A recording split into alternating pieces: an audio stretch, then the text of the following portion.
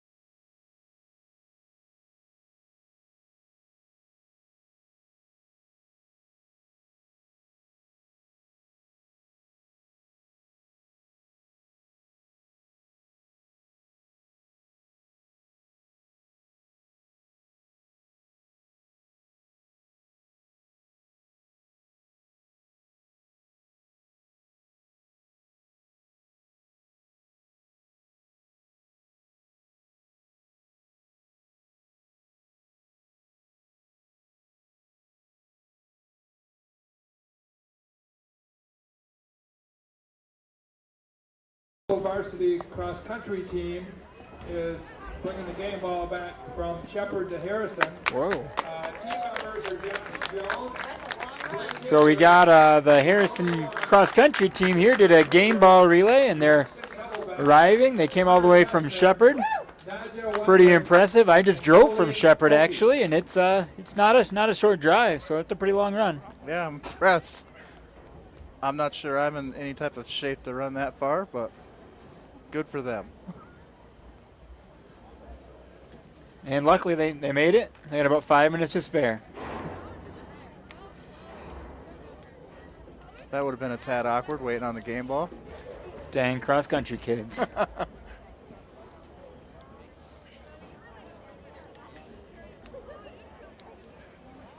right, looks like we're getting set here for the national anthem.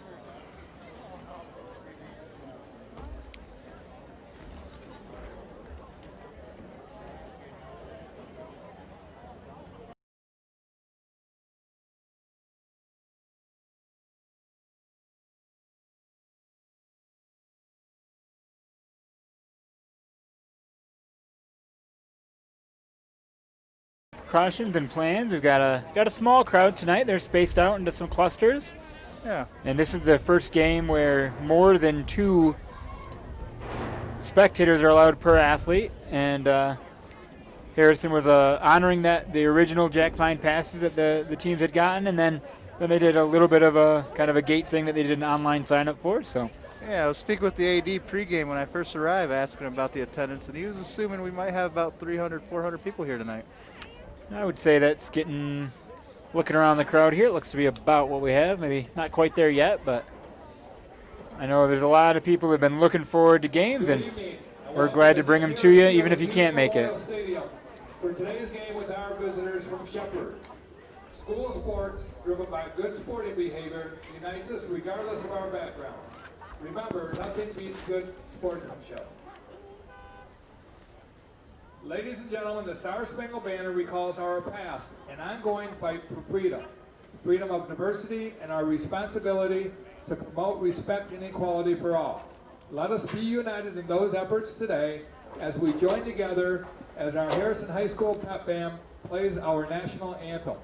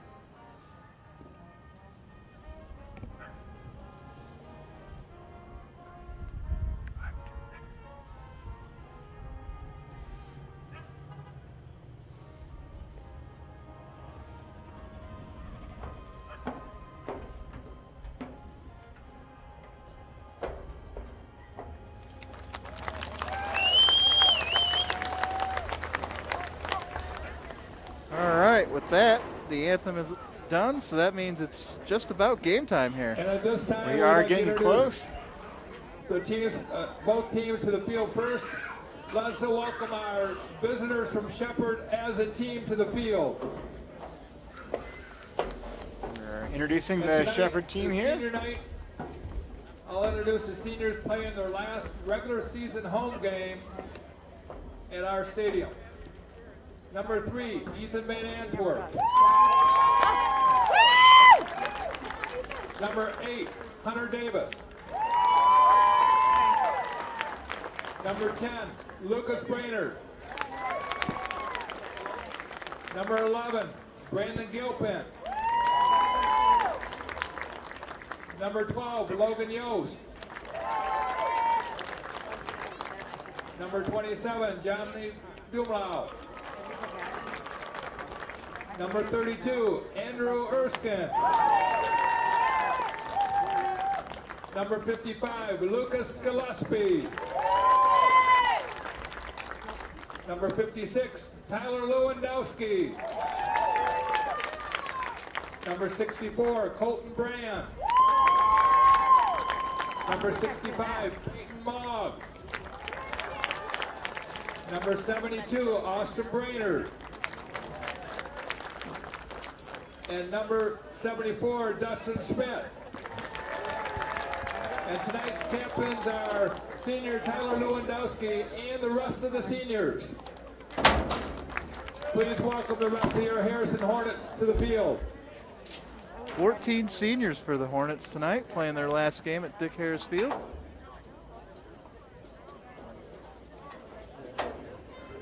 Here in Hughes Memorial Stadium. So it should be an exciting night for these fellows. Last home game. I'm sure they envisioned it under slightly different circumstances, not being like only their third or fourth game, but I'm sure they'll take the chance to play. Right. Hard to imagine a pandemic on the verge, huh? No one seemed to predict that. But we're playing, and we are gonna get started here.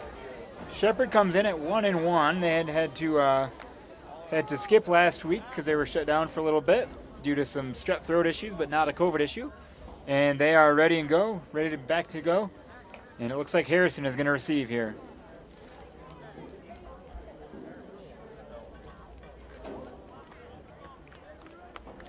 Antwerp and Haskell will be back deep to receive for the Hornets.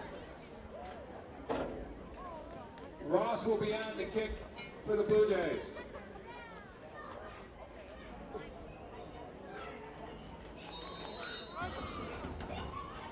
And here we go. Ross kicks it away, and the action is begun. A little bit of confusion there by the Hornets.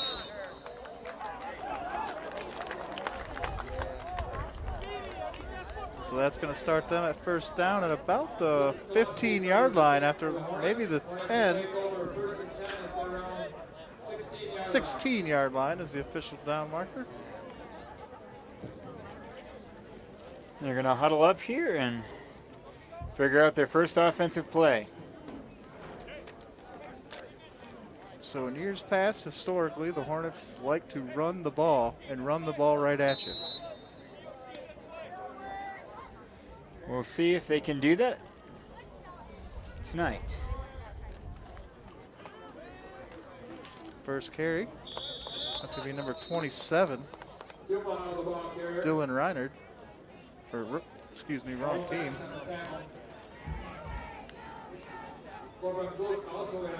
That's Dernlow on the carry there for the Hornets. About 3 yards there in that first.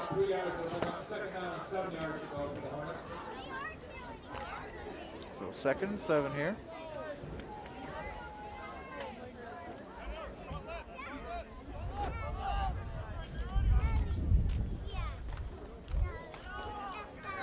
It's going to be handed off again. That's number 12. That's going to be Logan Yost on the carry. Very close to that first down marker. The officials have stopped the clock, so they are going to give me a first. first down.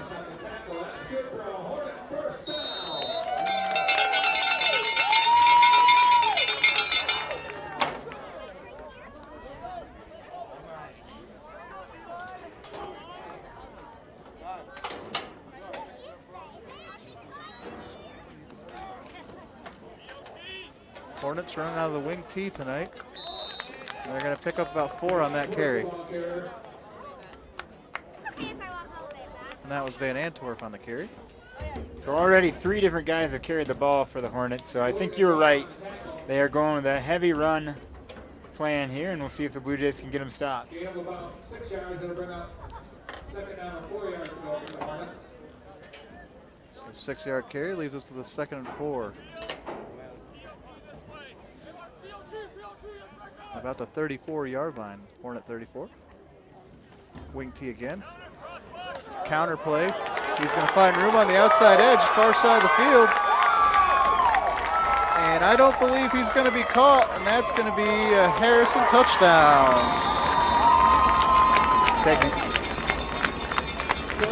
The ball carrier, that's good for a Hornet touchdown.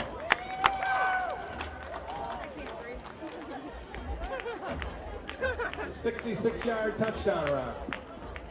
Well, so far they have not been stopped, and we'll see what they like to do here, if they're going to kick or if they're going to go for 2. Yeah, junior running back on that play. Caleb Hosky took the counter play, busted it to the outside, went far side of the field, and was pretty much untouched after he took the ball from the quarterback. Yep, he rounded that corner, and they were not going to catch up to him. And they're going to go for it. And it is good. So Duval collects the 2 points for the Hornets. They're up. Harrison 8, Shepherd 0 with 10 minutes and 1 second left to go in the first quarter. So Hornets up 8-0 after 4 offensive plays, excuse me. So lightning quick start here for the Hornets. We'll see with the Blue Jays here if they can match offensively. We know they're going to have their work cut out for them on defense now. It looks like they're going to have to figure out that run game. Joel, it was Germany.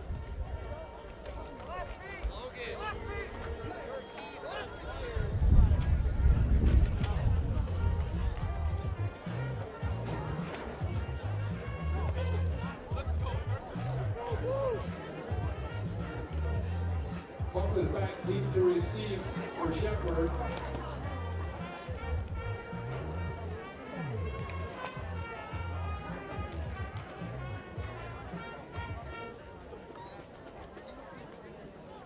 Lewandowski is on the kick for the Hornets.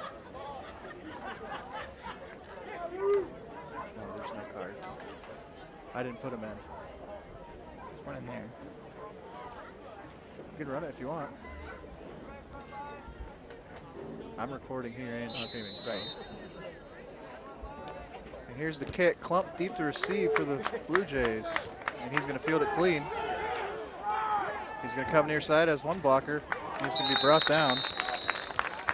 Logan Clump returns the kick for Shepherd. Yep. Blue Jays will set up shot right around the 35-yard line. Their own 35-yard line.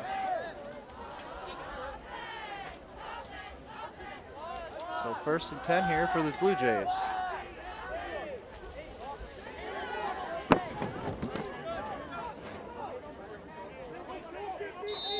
Blue Jays in a shotgun formation here with 4 wide receivers. Blue Jays do go with a bit of a spread attempt here, and they have had some pretty big passing numbers. And there, the Hornets are able to get to Caden Andrews, the junior quarterback for the Blue Jays. He looked to roll far side, and he was stuffed right there at the line. No play. About 5 yards loss. It'll bring up 2nd down and 15 yards. So they're going to call that a 5-yard loss. So now we got 2nd down 15. Here's Andrews rolling far side. He's going to cut inside. He's going to be brought down again. So Blue Jays going in the opposite direction. Andrews the ball carrier. Lewandowski and Brand on the tackle. He's going to lose another 5. Another 5 yards. That'll bring up 3rd down and 20 yards to go. This is not what you want to be here for the start of your offensive game here. Try to pass on the first 2. Now you're definitely in a passing situation. Right. He's got a wheel route here near side. He's going to be completed. He's going to be tracked down. Breaks one tackle, and he's going to be dragged down from behind on the Blue Jay 25, or the Blue Jay 15. Jaden Carroll there for the long catch. He snuck out kind of by him and was able to pick up that 1st down. So huge play to get themselves out of some trouble there for the Blue Jays. That is good for a Shepherd 1st down. It'll be 1st and 10 Shepherd. So from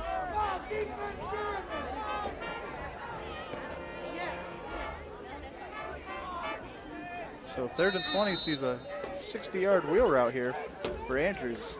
He's in a shotgun again. He's going to fake the throw and hand off on a sweep play, and that's going to be gobbled up in the backfield.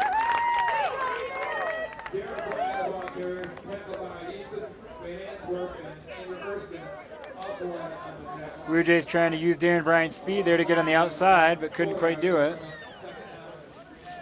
14 yards ago.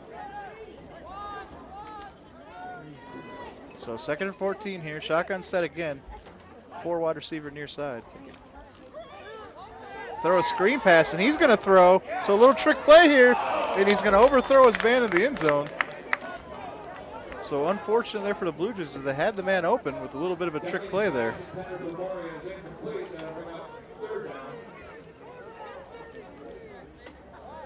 So now we got a 3rd down and 14.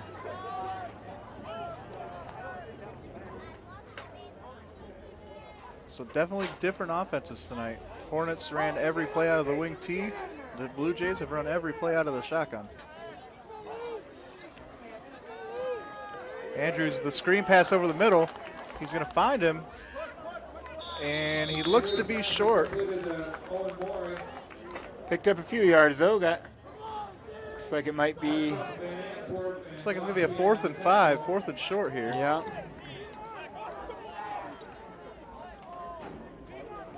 About 4th down and 5 yards, coach, for Shepherd.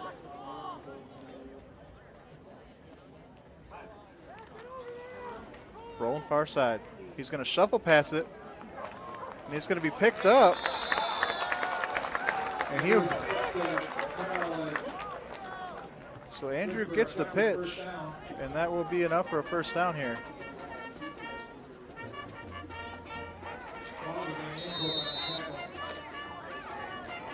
So 3 negative plays for Andrews to start the game, and he's looked pretty confident since. Completed a couple passes and had a couple good pitches here to get some yardage. Inside run by the Blue Jays. He's going to pick up a few.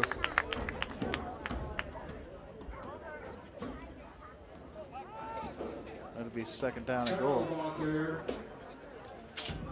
Lewandowski and Erskine on the tackle, open up 2nd down goal to go. So 2nd and goal here. Under center this time.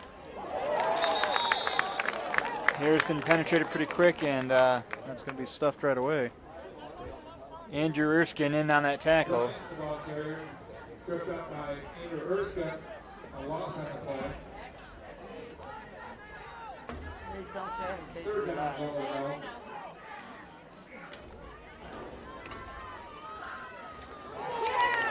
And going to be stuffed again. That was Darren Bryant, the ball carrier on that one. Shepherd finding running straight up the middle, and this Harrison defense is pretty tough going.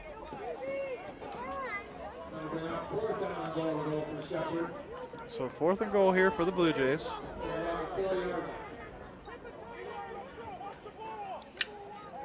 They're in a power formation here. Pitch to the outside. He has room. And he's going to find his way in. And that's going to be a Blue Jay touchdown. That's Darren Bryant, the senior for the Blue Jays, takes it in. He's going to have a lot more luck if he gets to the outside. Looks like we might have a couple Harrison Hornets shaken up, but they're up and they're good, it looks like. All right. So now I wonder if the Blue Jays are going to set up for an extra point or if they're going to try to match the 2-point conversion.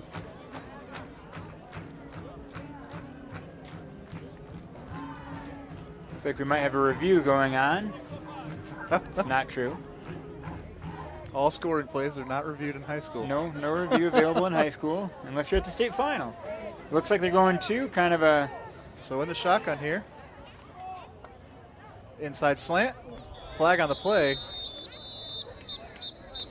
Asked for 2-point conversion tie, but there is a flag on the play.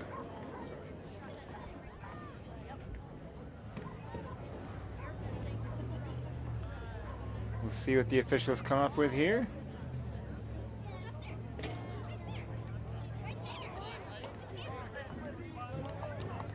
Well, holding against the Blue Jays. So no pass attempt or fail conversion here for the extra point. Shepherd 6 with 6:04 to go in the 1st quarter. So 6:04 remaining, 1st quarter. Harrison up by a pair, 8-6. A&J Builders, Ashcroft Chiropractic, Harrison Lumber, Heights Propane, Band Construction, Protect Cabling Systems, S&S Collision, United Associate Local Union. So honestly, after the first Harrison series, looked like they were going to run right through them, and then after the first 3 plays of offense, even for the Blue Jays, it looked like it might be a long night for the Blue Jays, but they rallied back and were able to get a touchdown on the board. Yeah, they're pretty confident in their spread offense. You don't see that a lot in high school football, especially in this area. For the Hornets. Yost is back to BC for the Hornets. Ross is on the kick for Shepherd. So Ross here to kick it away for the Blue Jays. And this ball's going to kick deep. It's going to be fielded at about the 5. Muffed, actually. Picked up. And here he goes. He's going to find some room on the outside. He's still on his feet. And he's going to track himself all the way down to about the 35-yard line. It's a nice little run back for the Hornets, and that puts them in some pretty solid field position to get started on this next drive. Hornets will take over 1st and 10 at their own 35-yard line. So let's see if the Hornets come out with the wing T again or if they're going to mix up their formations here. Well, sometimes if it ain't broke, you don't fix it. And we'll see if, my guess is they're just going to keep trying to pound the ball. That is certainly the MO for most high schools. And there it is, the wing T.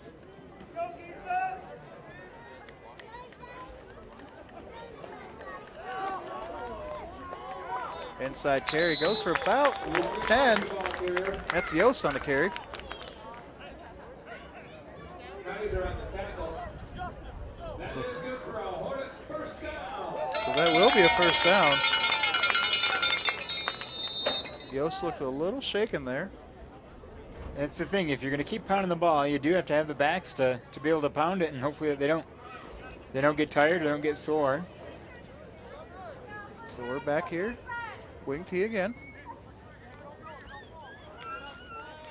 Set up on the 45-yard line. So counter play, he's going to find room. He's going to get brought down, but not until he picks up about 9 yards, maybe another first down. Van Antwerp on that carry. Having some words with the referee there. So 2nd and 1 here. So the Hornets' run game has been pretty dominant thus far. Yeah, they have not been able to stop them yet. But they might have opportunities all night. See if they can figure it out. 4 quarters to figure it out.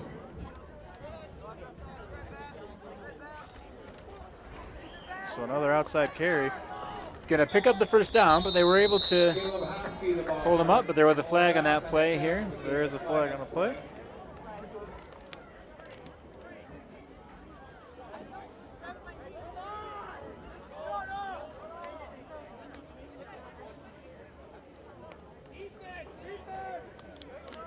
Hornet players arguing with the call here, it looks. So we'll see what the call is here as the officials still deliberate.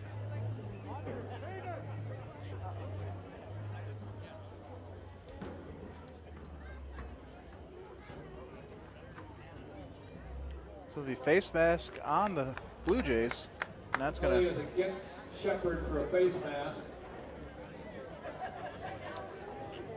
It's going to give him some even more yardage into Blue Jay territory here.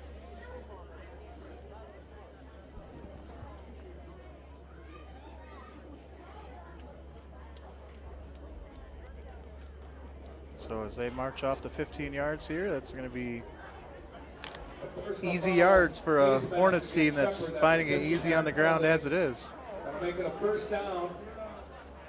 Hornets will have the ball 1st and 10 at the Shepherd 29-yard line.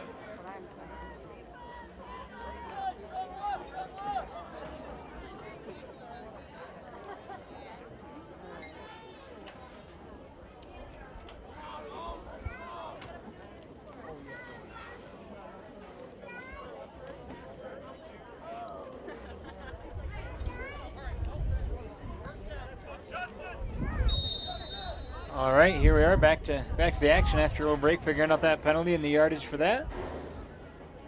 Hornets are driving. Got room to the near side, and he's going to be brought down.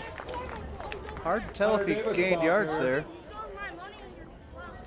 That was Hunter Davis for Harrison on the carry. So it looks like he picked up about 2 or 3. Gain of about 3 yards. They bring up second down and 7 yards to go. So 4 minutes here in the first quarter remaining. Hornets looking to extend their lead. Currently sitting at 8-6 on a failed 2-point conversion try by the Blue Jays. The difference in the game.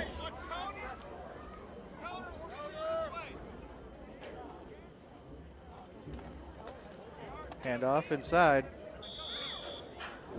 Logan Yost, the ball carrier for the Hornets. There's Yost again, the handoff. So better recognition there by the Blue Jays. The defensive end crashed into that hole, gobbled them up. Yep, maybe got a couple yards, but this is something we haven't seen yet much. We haven't seen Harrison in a third down and 5. So this is giving the Blue Jays a chance to get off the field on defense. Got to wonder how much the Hornets have worked on a play action situation here in the red zone now. This might be a good time for it. Got every defender for the Blue Jays up on the line of scrimmage. And flag on the play.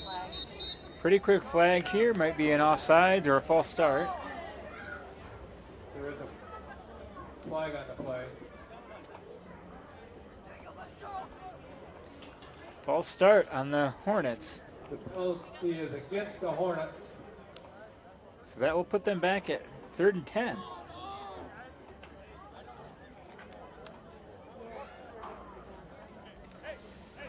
So best down and yardage combination that the Blue Jays have seen so far on defense.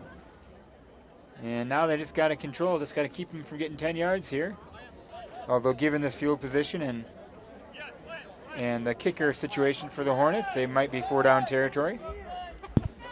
Wonder what Coach Leposki's got dialed up here for the Hornets. 3rd and 10. And that's going to be a counter play, but that's going to be stopped at the line of scrimmage. Got a Dumal, the ball carrier. Eiserhoff on the tackle.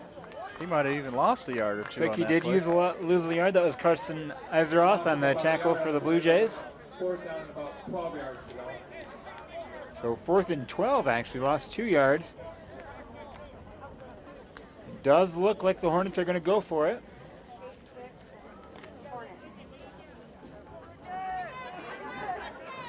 So Hornets lined up in their wing tee again.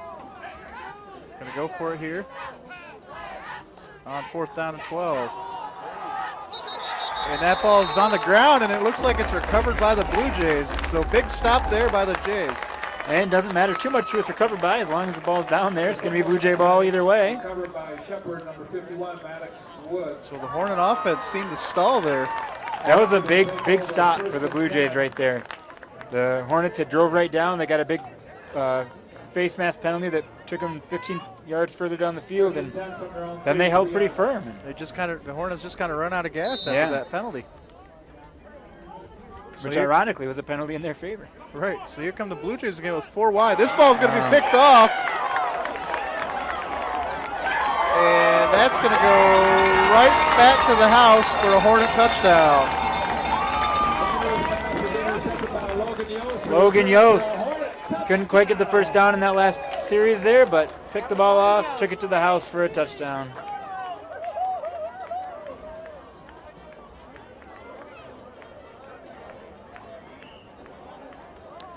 That was a good heads-up play there by Logan Yost, and then a great return. That's the thing about shotgun. You have 4 wide, you throw a pick short, there's not a whole lot to stop them after that. I think the intention is to probably not throw the pick to begin with. Most football analysts would agree with that.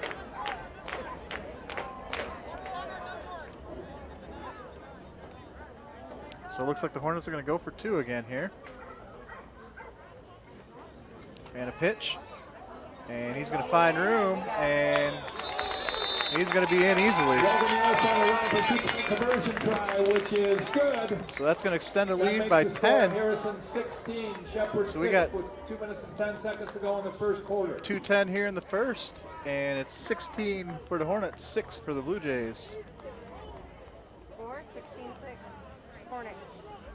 Well, the good thing about interception is you get a chance to when you throw a pick six, you get the ball back pretty quickly. So see if you can fix it up for next time. Machine, Harrison Eye Care, Harrison Realty, Jay's Sporting Goods, Mid-Michigan College, Moose Lodge of Harrison, Snow Snake, and Ed and Linda Van Gorst.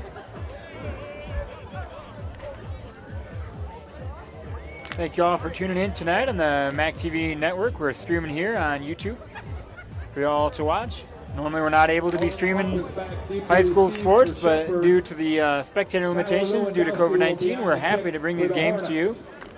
Harrison is a member of the MAC TV network, and that enables us to come up here and provide some coverage for the Harrison Hornets. We've been to quite a few games so far this season. We've been to some volleyball, some football, some soccer, and we've even covered some cross country. So we're excited to be covering sports this fall. Homecoming night here for the Hornets. That's going to be fielded. And he's going to have some space, and he's going to pull that out to about the Blue Jay 40-yard line. So not a bad return, sets the Blue Jays up.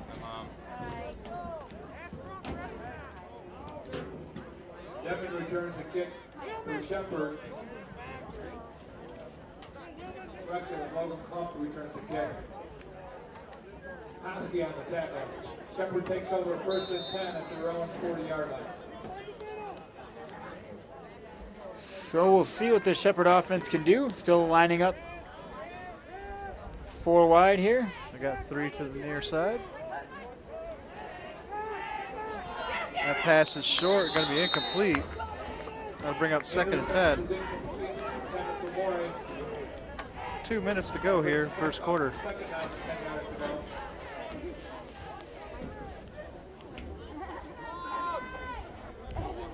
Blue Jays appearing to not huddle much here too either, so going for the full effect.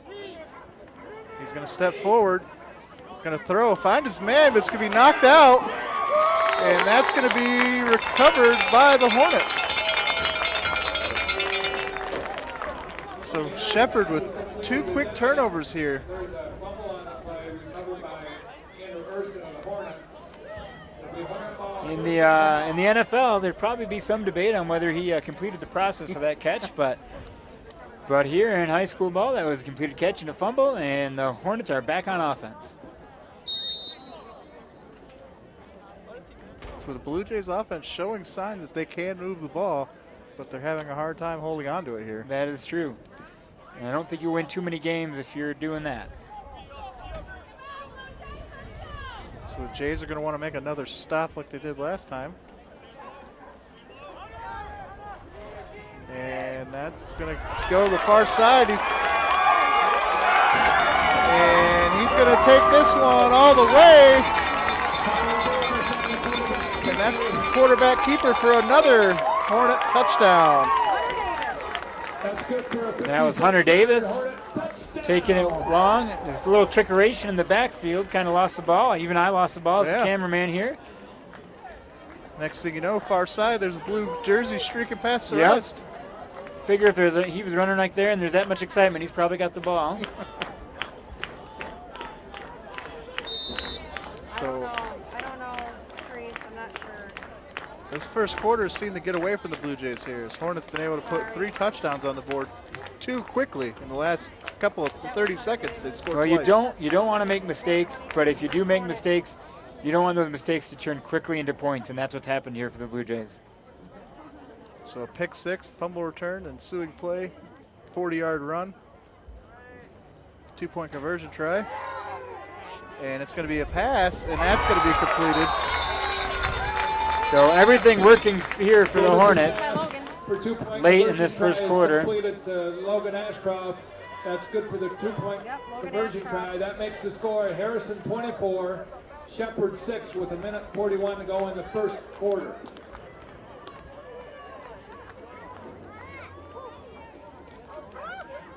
Thankfully for the Blue Jays, there is still time on the clock. There is still time in the game. But if you're the Hornets right now, you're ecstatic with how this first quarter's gone. For sure. Coach Ben Brock here for the Blue Jays has got to get some things figured out. But I think they've shown they can move the ball, and they have shown they can stop the Hornets a little bit in that running game. They just got to kind of avoid the errors, but like you mentioned, there's a lot of game left. And with the way this Hornet offense runs the ball, that clock's just going to tick, tick, tick, tick, That is true, but on the other side, the Blue Jays seem to throw a lot, so that might kind of balance it out a little bit. Very, very different styles of offense here.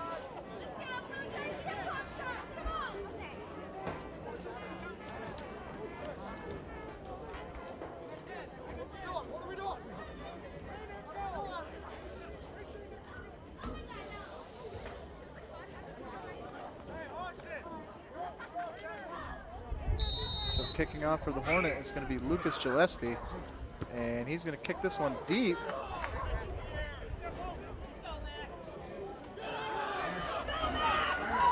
And pretty good return here by the Blue Jays. Going to start themselves on their own 40, it looks like. They give you maybe about the 44, 45. Tackled by Lewandowski. Hamilton also went on the tackle.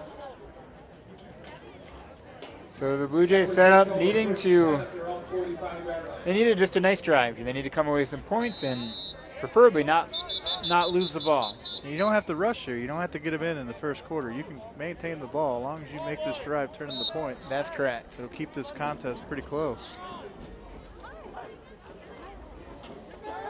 So he's going to roll near side to throw. He's going to lob it over top. Kind of a makeshift screen there. He's only going to make it to about the line of scrimmage.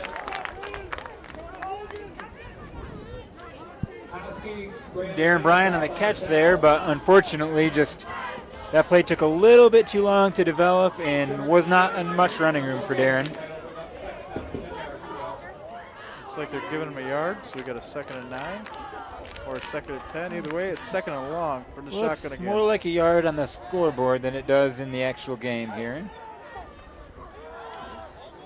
That throw is going to be incomplete. And it was passed intended for Bentley is incomplete. But on 3rd down and 10 yards ago for Shepherd.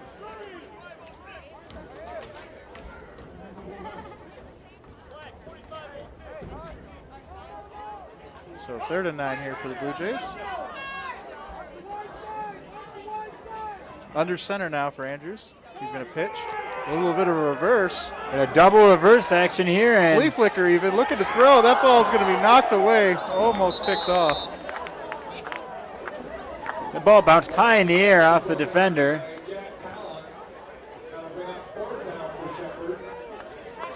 Collins is going to want to make that pick. He's gonna have that one. He's gonna want that one back later. However, the Hornets happy to take the loss of down, and it's going to bring up 4th and long for the Blue Jays.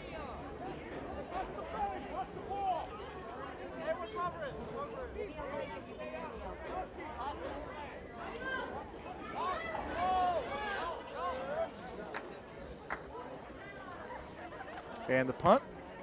Tate Ross on the punt for the Blue Jays. Nobody back for the Hornets, so this is going to get a favorable bounce. It's actually going to be a neutral bounce that shoots straight to the sideline here.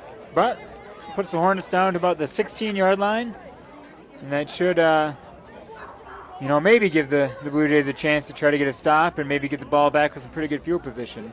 Ross's punt is down near the Harrison 16-yard line. Hornets will take over 1st and 10.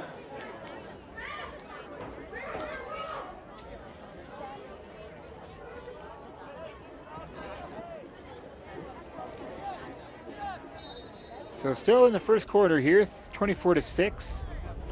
Harrison advantage.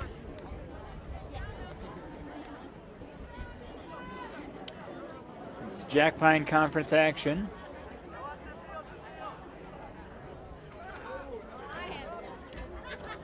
And this inside run is going to be knocked down.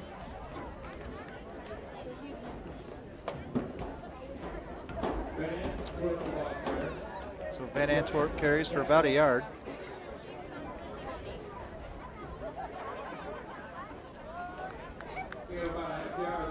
Second down for the Hornets. It looks like that's going to end the quarter. So the first quarter is going to come to a close. Hornets leading big here, 24-6 over the Shepherd Blue Jays at Dick Harris Field and Hughes Memorial Stadium. You're watching MAC TV Sports. We'll be right back for the second quarter.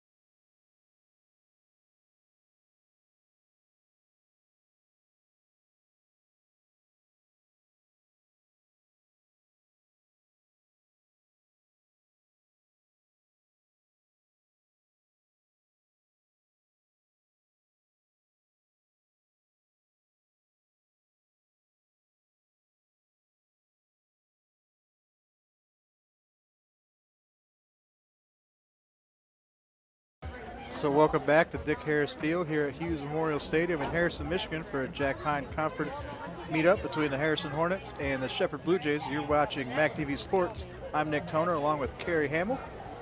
And Carrie, it was a pretty gruesome first quarter for the Blue Jays with turnovers. It was. I think everything's working right for the Hornets. Blue Jays had a few things working right for them, but unfortunately they had a couple turnovers that really cost them dearly. But they had a good first down stop here at the start of this drive, and we'll see if they can keep the Hornets wrapped up. So swing play by the Hornets here, and he's going to pick up a few. Toward the ball carrier. Tripped up by Morey.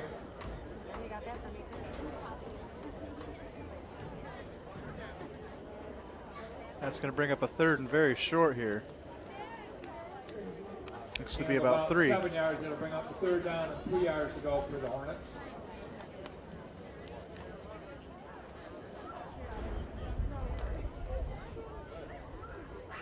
I can't get over how beautiful of a night it is here on the 20th of October.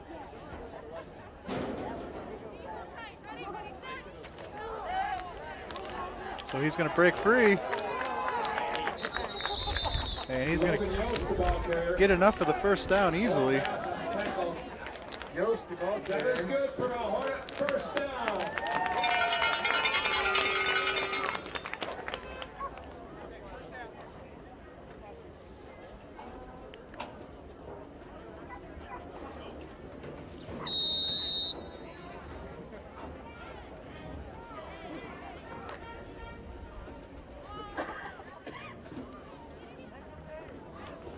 First and 10 here for the Hornets. Headed into the second quarter. It's going to be a quarterback keeper, and he's still got it. Spin move to your side. He's going to be wrapped up, but he's going to make it enough for the first down again. Yeah, I got about 15 yards on that skipper.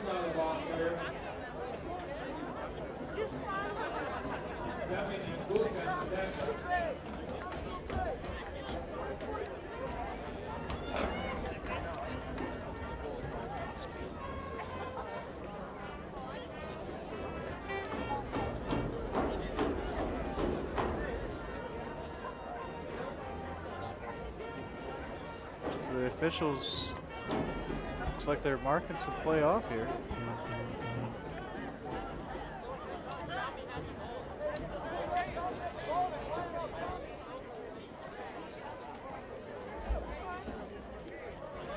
So the officials discussing something here with Coach Leposki. I don't see any laundry on the field, so there wasn't a flag. I'm unsure what's going on. I'm not sure as well either. It's been a lengthy discussion here.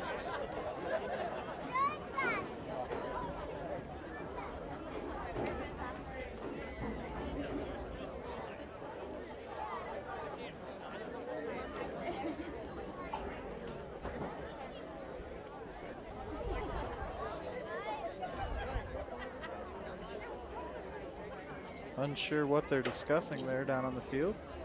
We had quite a few times here where they're taking a little bit of time in between plays, but it does look like they're bringing the ball back a few yards from where it was initially stopped.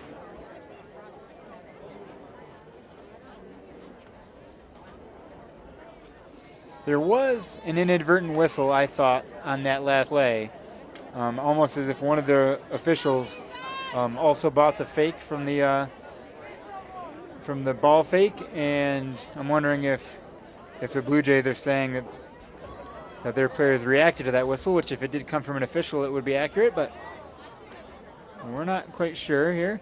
The official's now talking to Coach Ben Brock for the Blue Jays. So errant whistle, perhaps, is what you're thinking here? It's a guess, but I'm not sure. Looks like they're going to set this up as a 1st and 5.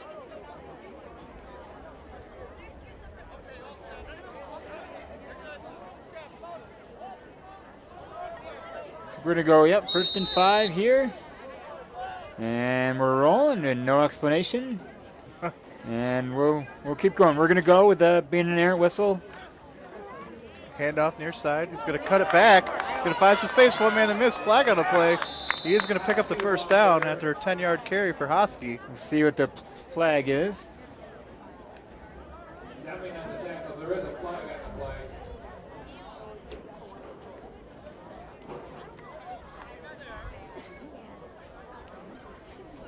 Penalty is against the Hornets for holding.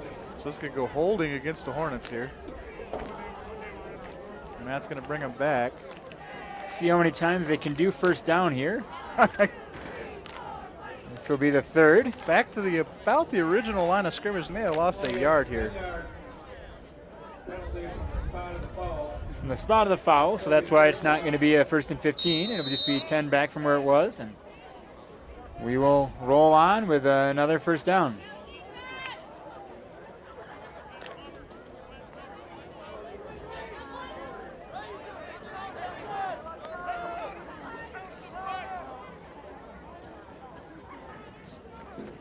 So pitch to the outside. He's going to have lots of space here on the sideline. Going to make 2 men miss with a little juke cut. And he's going to pick up a few extra. Van Antwerp, the ball carrier there. Squirted out for quite a few yards. That's good for a Hornet 1st down. So timeout here. Timeout Blue Jays. And that'll be their 1st of the game. Timeout on the field, timeout Shepherd, that is their 1st charge timeout and a half. Got Coach Brock here trying to rally the Blue Jay defense, see if he can get them to get a stop going. And Harrison just wants to keep things rolling. Introduce the Shepherd varsity cheer team. Sydney Birch, Darby Damon, Easley Damon, Carly Gearhart, Annie Holmes, Alicia Hoyt, Madison Piper. The wind's starting to pick up here in Harrison. The American flag is blowing pretty hard. We're a little bit sheltered here in front of the press box, and just a beautiful evening up here in mid-northern Michigan. I really thought it was going to cool off as it got darker, but it seems to be pretty stable here. It's just a wonderful night tonight. Yep, yeah. Clear skies. I arrived a few minutes late, so I didn't even have time to put my shoes on, still in my flip-flops, but we'll see. I haven't felt the need to go get my shoes yet, so it's still a beautiful night.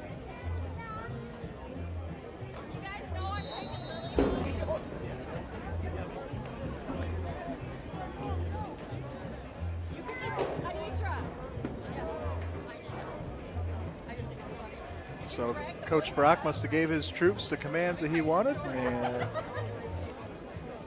here come the Hornets again, 1st and 10 from the Blue Jay 35.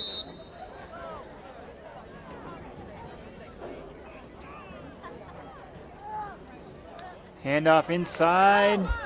Looks like it's going to get a few yards, probably about 8. Yost, the ball carrier. And it's, well, It's like 6 on the carry, we'll say. you do seem to We jumped to 24-6 really quickly, and it's going to be a hard situation for the Blue Jays to somehow manage to stop this running attack and try to make up that deficit. But there is plenty of time still.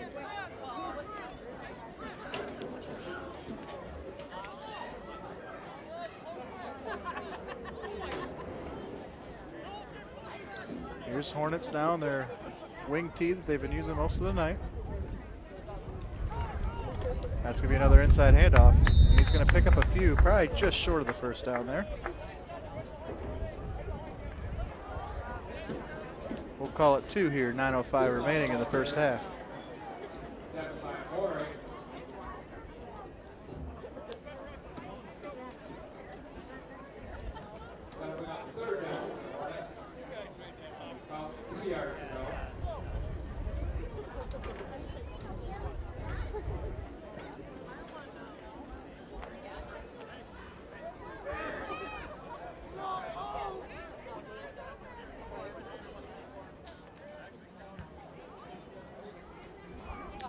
Handoff inside, and he's going to pick up the first down. Yost on the handoff there.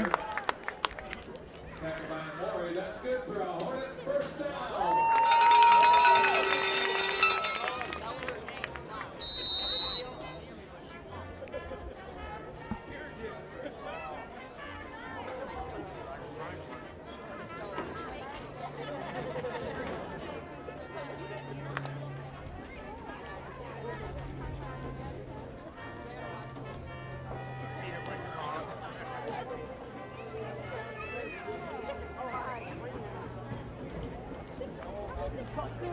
Make a man miss, just squeaks through the hole and able to pick up a few yards there. It's going to be Van Antwerp on the carry.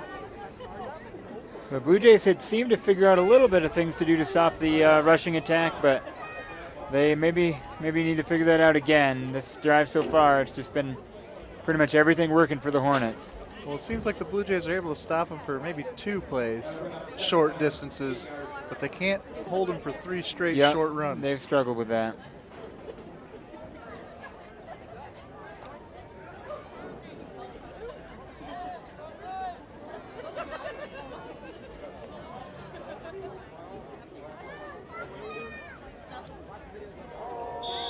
So flag on the play.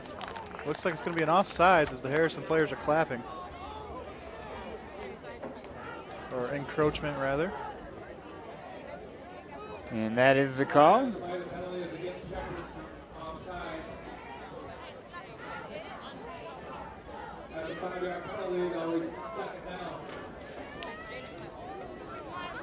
So that'll put them in second and about 3 here.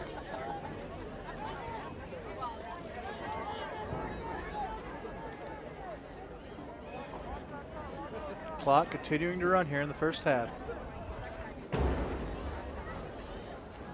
Outside handoff. He's got one man out in front blocking. He's going to cut it inside.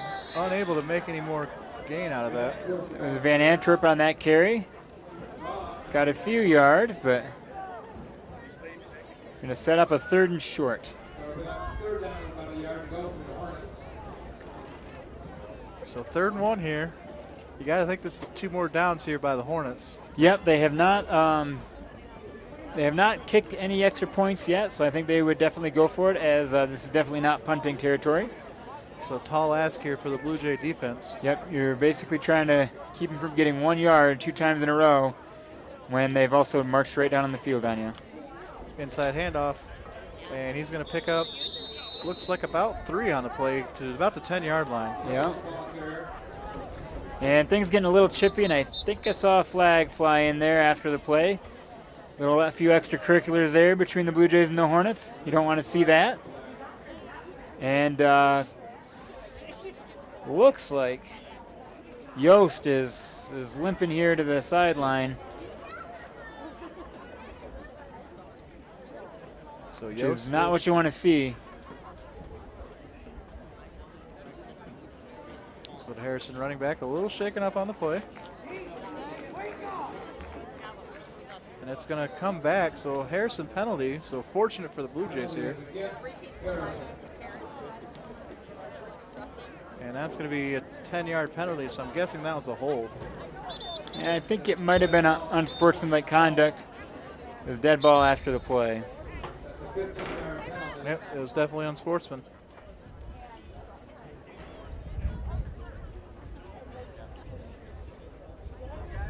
So it's going to be third down and about 13, 14 yards.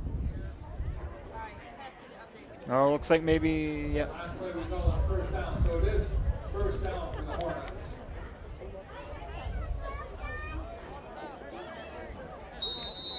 So a break for the Blue Jays, but not as good as they would have hoped for there.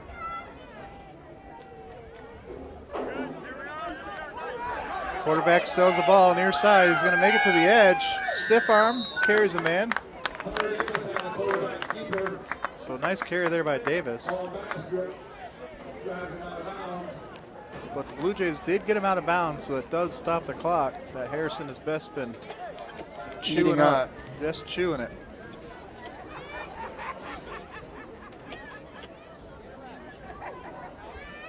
Make sure you stick around at the end of the first half as it's homecoming night here in Harrison. So we'll be streaming the homecoming ceremonies as well for you here tonight. First and 10, Harrison at the Shepherd 15-yard line.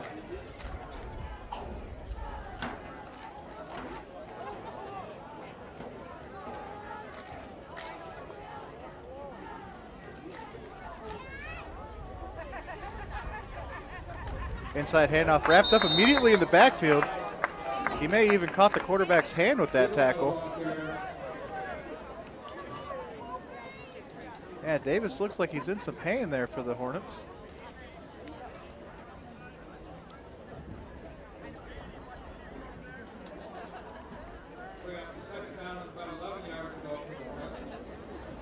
So 2nd and 11.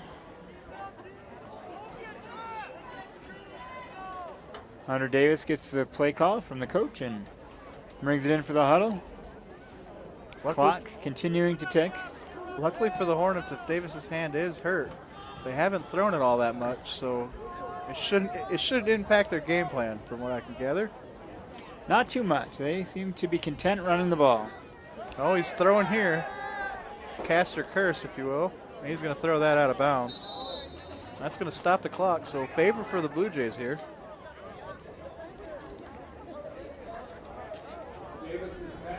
And we're gonna, looks like we might get a intentional grounding, as there was not any Harrison players in the area, and we do get a flag. So there is intentional grounding. This will be a loss of down and a few extra yards there. So not so much as the Blue Jays standing tall here, as so much as the Hornets kind of stubbing their toe. They're kind of stopping themselves here, which they might very well be content with as long as the clock is running and they're maintaining their 24-6 advantage.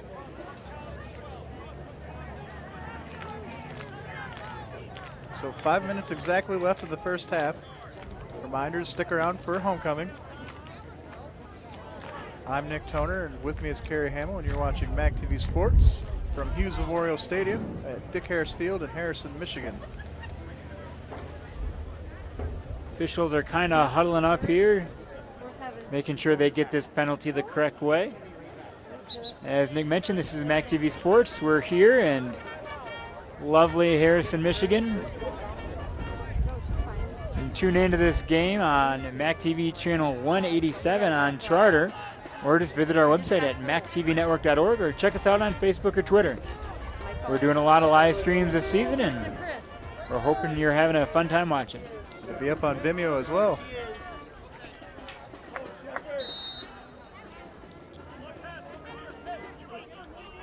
So third and very long here. Near handoff, he's going to keep it. Second. Scoreboard said second, but the Down Nick marker and the over down marker were correct, and it was third down, so now it is fourth down. But like we conjectured, it looks like it's 4-down territory for the Hornets. It is 4th and 12. Just inside the red zone at about the Blue Jay 13-yard line. Not much real advantage to punting. Yeah, I don't foresee a punt or a field goal here by the Hornets. I think they're going to line up and run it as they have all night. Gives the Blue Jays a chance. If you can keep them from getting 12 yards, you get the ball back. It's going to be a pass. Harris under pressure as an open man, and that's a touchdown. Beautiful play by Derek Harris. Andrew Erskine on the catch kind of caught it on his knees, but there was not many defenders down there, and really kind of a scrambly type play, but it worked out for the Hornets. Wide open in the corner of the end zone there.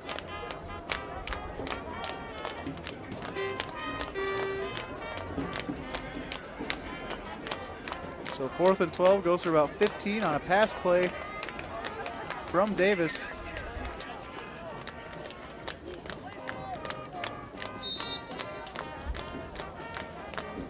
And it looks like they're going to line up and go for 2.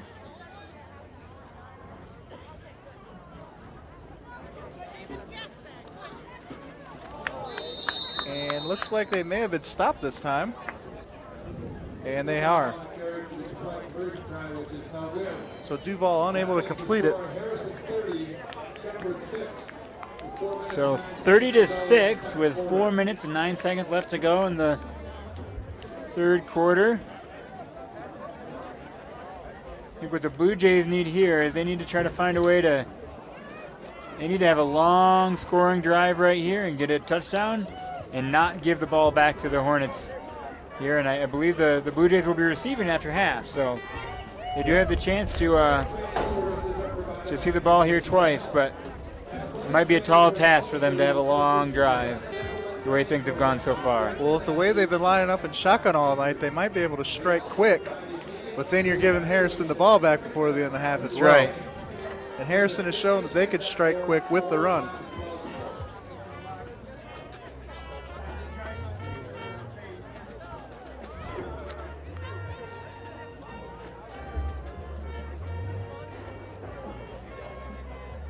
Kaiser, Bass, and Deming are back deep to receive for Shepard. Lewandowski is on the kick for the Hornets. So Lewandowski here to kick away for the Hornets. Shepard have 3 men back at about their 15. Short kick, and that's going to go out of bounds, and that's going to be a penalty on the Hornets. Should give the Blue Jays pretty good field position, which they have had most of the night.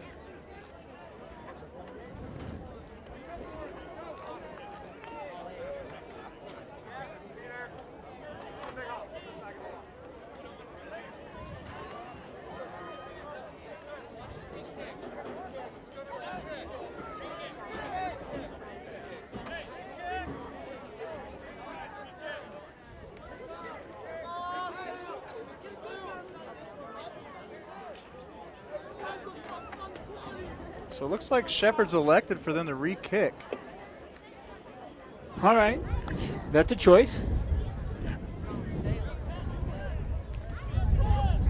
You know, you always got to think, if you have good athletes, you want the ball in their hands, and they must feel that returners have a better shot to maybe they can get more than they could over the yardage. And to their point, they have had pretty good returns all night long. Yep, they've been able to move the ball. That is for sure. We'll see if this benefits them or not.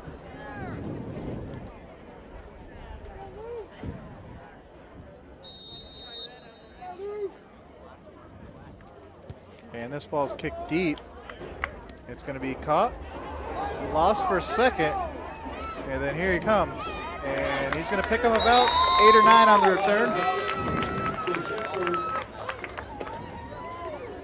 In the profit loss category, that's going to go down as a loss, that decision, but sometimes you roll the dice and try to be bold, and it doesn't always work out for you. Fortunate for the Blue Jays, they have been playing the spread, so they can pick up yards quickly if they could find the open man. So 3:59 here left in the second quarter. Blue Jays trailing. Andrews in a shotgun. He's going to be brought down, and that's not the way you want to start this drive. I think you got to give some credit to the Harrison defensive line. They've been getting in there quick. Andrews has not had much time to make decisions.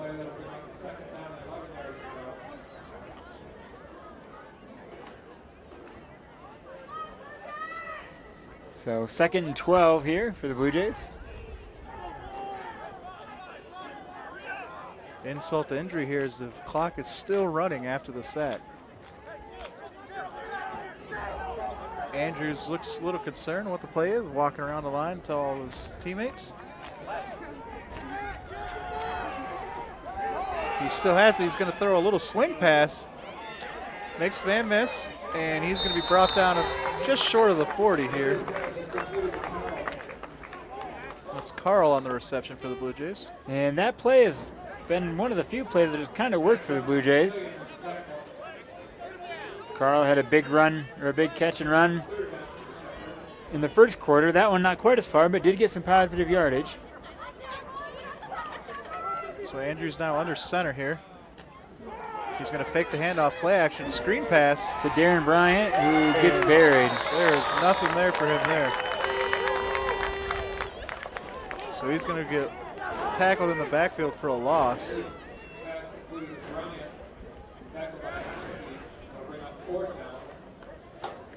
Fourth down at about 6 here as they lost 2 on the play.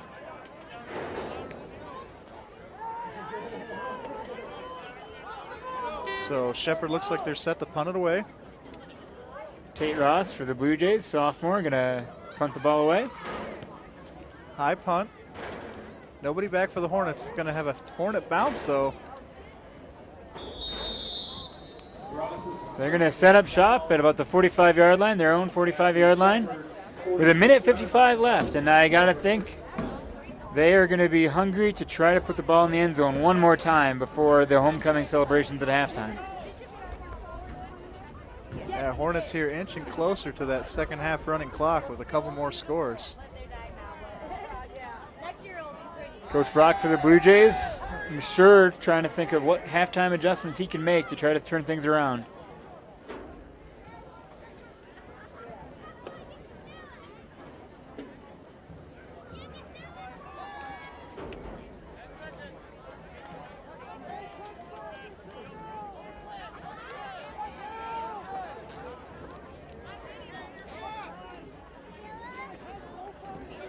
Inside run here.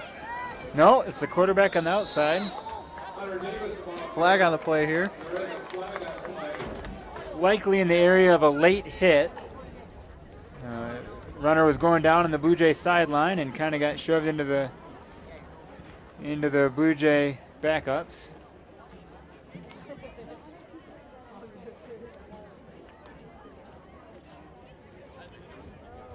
Nope. We got offsetting penalties, it looks like here. Both teams.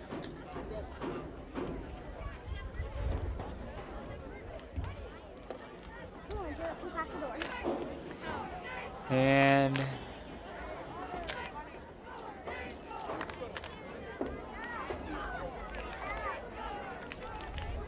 that is going to leave us.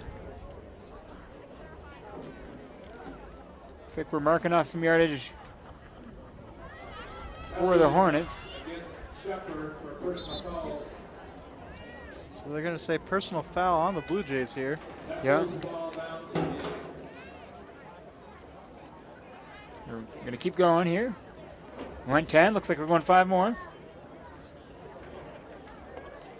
Down to about the 32-yard line. First and 10. So first and 10 Hornets here. Kind of a dangerous pitch play that they were able to handle. Van Antwerp was able to handle it, rallied in, but got tackled pretty quickly. So second about 12 as they lose 2 there.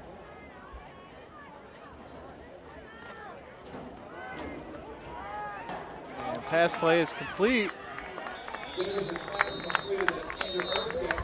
Erskine on that reception. Timeout on the play. Timeout Hornets with 1:18 here to go. Timeout Harrison, that is the first charge timeout of the half.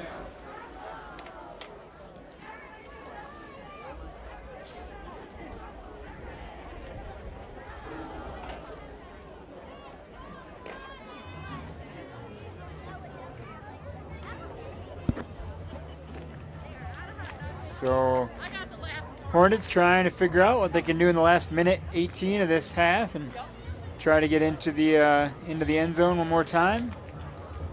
They've been there a few so far. Sitting on a 3rd and 5 here.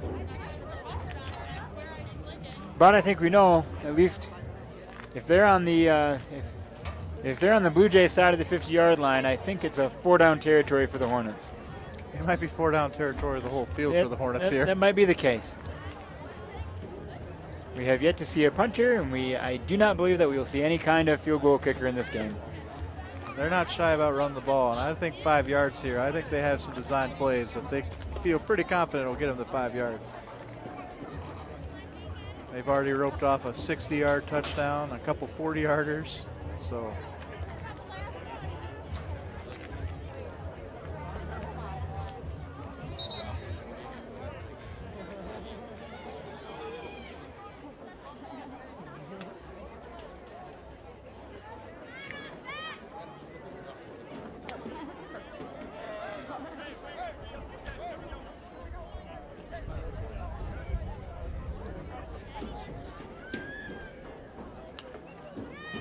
Handoff, makes nice stiff arm there at the line of scrimmage.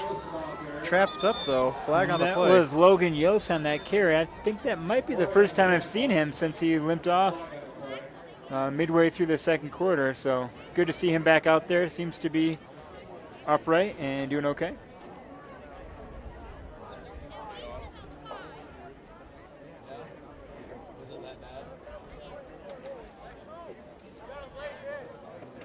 Got a late hit, it looks like, on the Hornets. So that's going to put them back a few yards.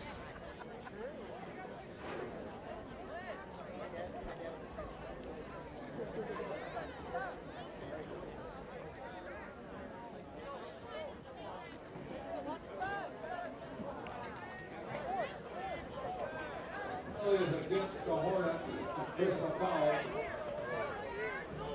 So that'll bring up 4th down and pretty long here.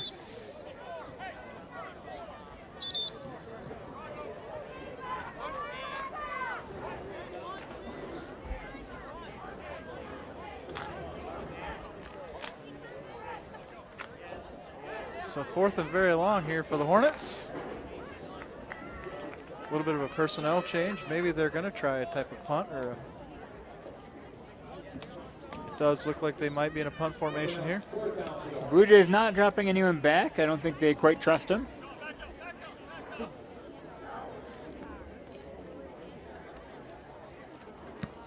So the punt is away. Wonderful punt. And it's going to be a touchback. It's going to be a touchback, but pretty close. And the Blue Jays will get it with 59 seconds left. And I guess we're back to the same situation. They can score. Right.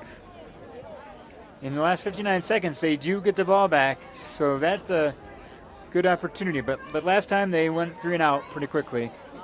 And so they're going to have to try to get some better plays going this time. In my experience, pass plays in high school football can be very explosive, provided they're complete. That always seems to be the hardest part here at this level. And that pass inside, and looks like it's dropped. Andrew's pass to Maury is incomplete. Owen Maury on that drop, and wouldn't really call it a drop as he wasn't incredibly open. Go for a little pitch play there, and ball carrier is wrapped up pretty quick.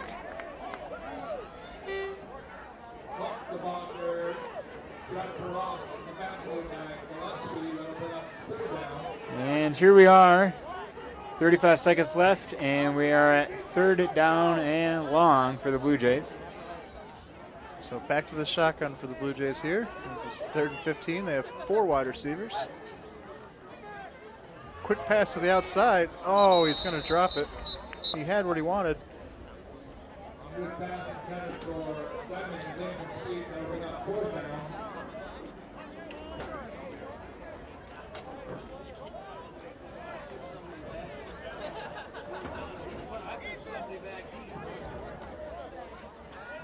So Blue Jays set up in their punt formation here again. 19 seconds left in the first half here. Reminder to stick around for homecoming here at Hughes Memorial Stadium in Harrison, Michigan. Solid punt there by Tate Ross. It's going to be fielded by Van Antwerp there. And he's going to manage to get himself out of bounds. Van Antwerp returns the kick for the Hornets. Driven out of bounds by Bryant.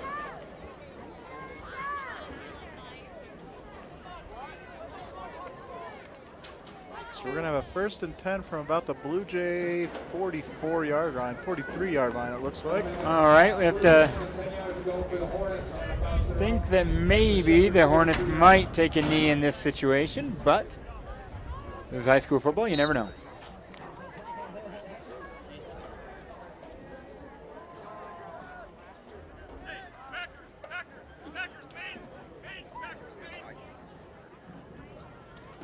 And that's going to be a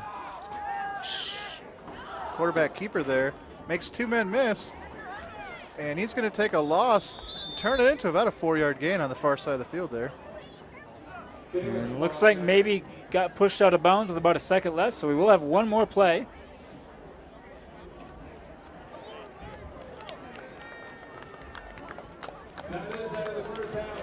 Oh, correction, that's going to be it.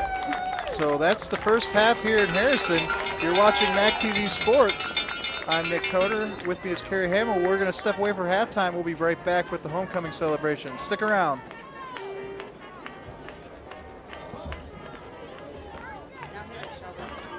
That's not ours.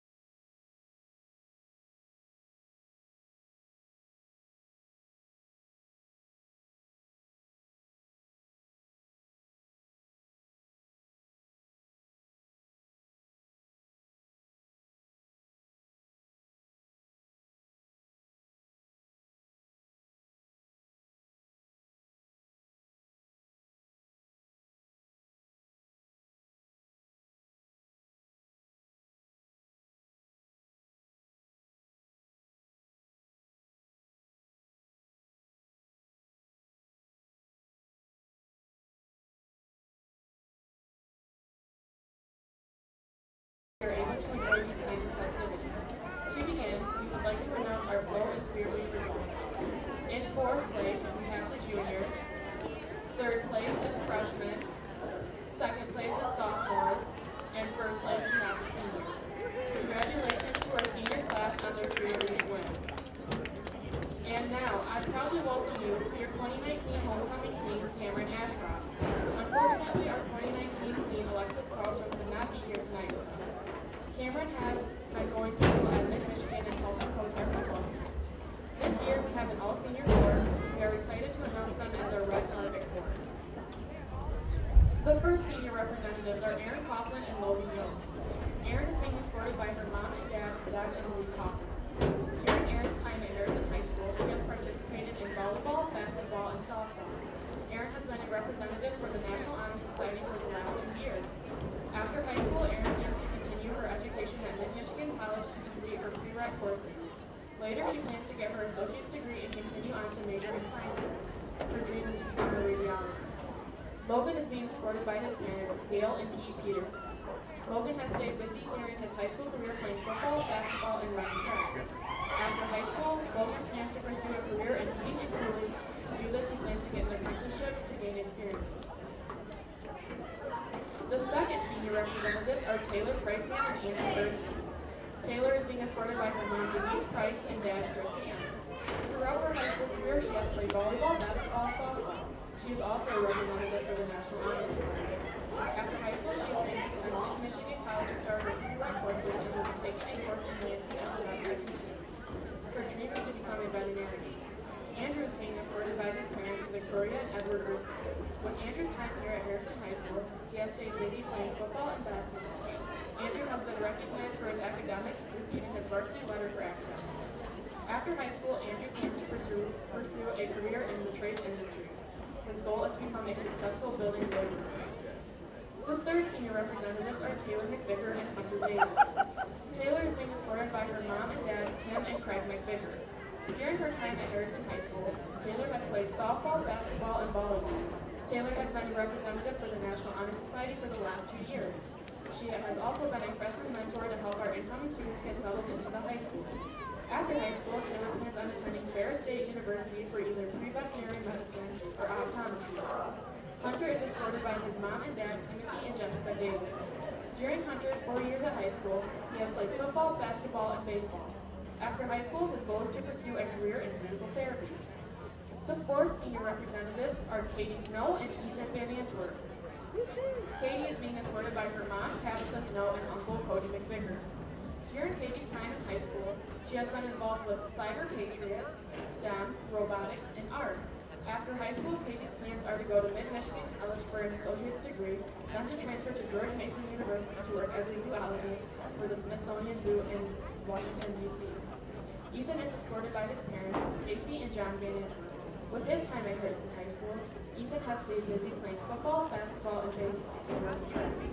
After high school, Ethan will make the decision to either go into a trade or continue working with the career he has now, or he will go to college for psychiatry. And now, the moment we have all been waiting for. I give you your 2020 Red Carpet King, Ethan Van Antwerp.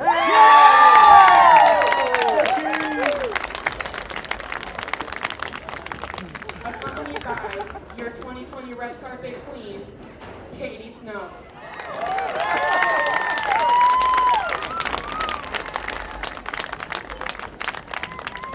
Harrison High School would like to thank the community for their continuous support, and congratulations once again to our 2020 King and Queen, Ethan Van Antwerp and Katie Snow.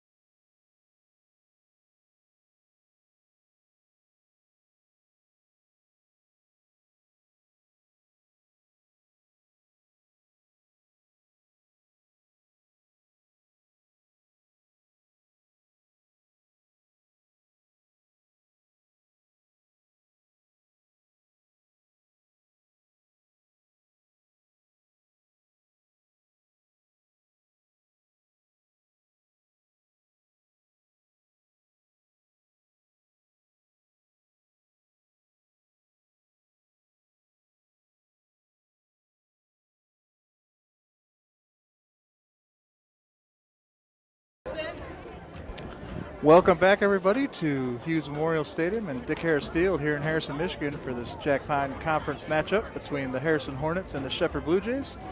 You're watching MAC TV Sports. I'm Nick Toner alongside Kerry Hamill. Big first half for the Hornets with a 30-6 advantage here coming on. Yeah, we're pleasure to be here with you, Nick. And yeah, big first half for the Hornets. They were pretty much running at will with their running game, and also the benefit of some turnovers by the Blue Jays, which you and I were talking during the halftime. If the Blue Jays had avoided the turnovers, this game might be a little bit different. Yeah, you got to figure the Hornets have 16 points off of the 2 Blue Jay turnovers, so it could be a much closer contest here. And we'll see if the Blue Jays can get anything going here. They do get the ball back first. They're receiving the opening half kickoff, and a quick scoring drive here for the Blue Jays could mean a lot, but they have not looked great on offense those last couple series. Yeah, you got to believe that the coach wants them to score on this possession, to at least get themselves back into the ball game, build a little bit of confidence here early in the second half, and hopefully it translates to more points. And then might be able to come back and make a tighter ball game of this. But they got to be able to stop the run first. Unfortunately, the Blue Jays are in the position where they need to figure out things on both offense and defense, and that's a lot to ask. But we'll see what they can do. And Harrison looking to probably just keep things rolling. I'm sure they're thinking homecoming night. They maybe wouldn't mind putting a few more scores on and potentially getting into that running clock. But normally maybe they're headed to a homecoming dance or something like that, but may not be happening this year with COVID.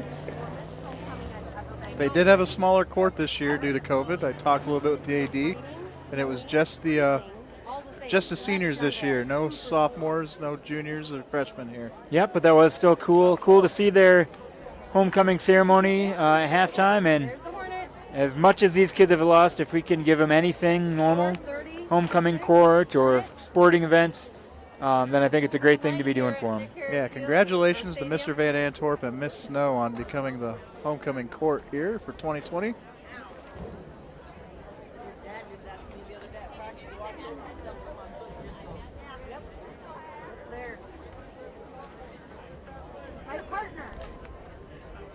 Got the Hornets here warming up, doing some plyos. At halftime, Claire is leading Gladwin 19-12. 19-12. Claire leading Gladwin 19-12 at halftime, and some other Jack Pine action. Gladwin, of course, last week picked up an extra game against Dexter because Shepherd was unable to play. 42-0 at halftime. Beaverton beating Farwell 42-0. I was just talking with former Shepherd Athletic Director Jay Travis, and he's not quite sure how they're going to figure out the Jack Pine championship this year with the limited games and having a few no plays and such like that. So we'll see what happens. I think that's going to be the case for a lot of high schools across the whole state this year. That's for sure is true. And the one thing that we do know is every team in 11-man football gets into the playoffs. So everyone is guaranteed 8 or 6 games. And, for some teams, it's a chance to be in the playoffs and see what they can do. Maybe they wouldn't have normally got that chance. So we'll see what happens at the end of the season. I believe that rule carries over to our 8-man teams as well, like our local Sacred Heart. So they'll at least have one playoff game this year as well. Yep. I think there's maybe a few 8-man teams that will not get that playoff game. But I think it was something like 92% of them do. And Sacred Heart's a pretty solid team. I know they've got a couple wins so far and a really potent offense. Yeah. So I believe they will be they'll be likely into the playoffs as well. I was there for an 80-0 rout of Caseville on their homecoming night.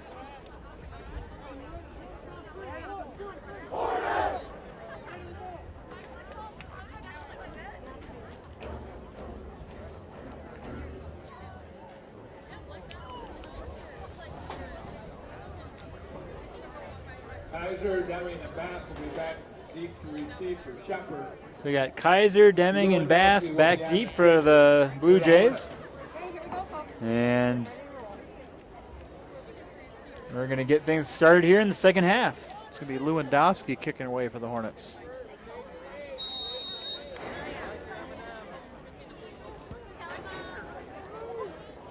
Deep slicing kick is going to go over everybody, and that's going to go in the end zone for a touchback. So the Blue Jays will start on their own 20-yard line here.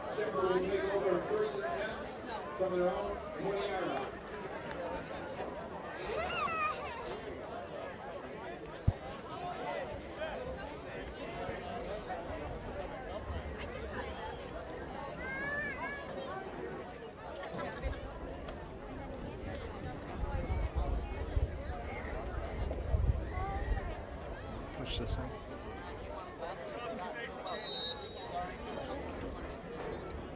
So here come the Blue Jays in shotgun. They're going to go deep over the middle. He's got his man. He makes one man miss. He's got Darren Bryant here, got some speed.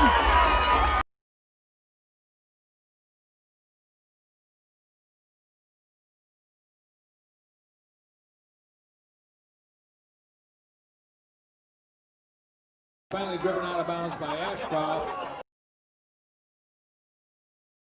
That moves the ball down to about the 1-yard line. It'll be first down and goal to go for Shepard. I don't know who that kid's sprinting coach is, but he was really moving there. So like we were saying, pass plays could be electric in high school football. Now we got to see if the Blue Jays can punch it in. Looks like Andrews is going to keep it. Makes one man miss, unable to make the second. And that ball looks like it's going to come out.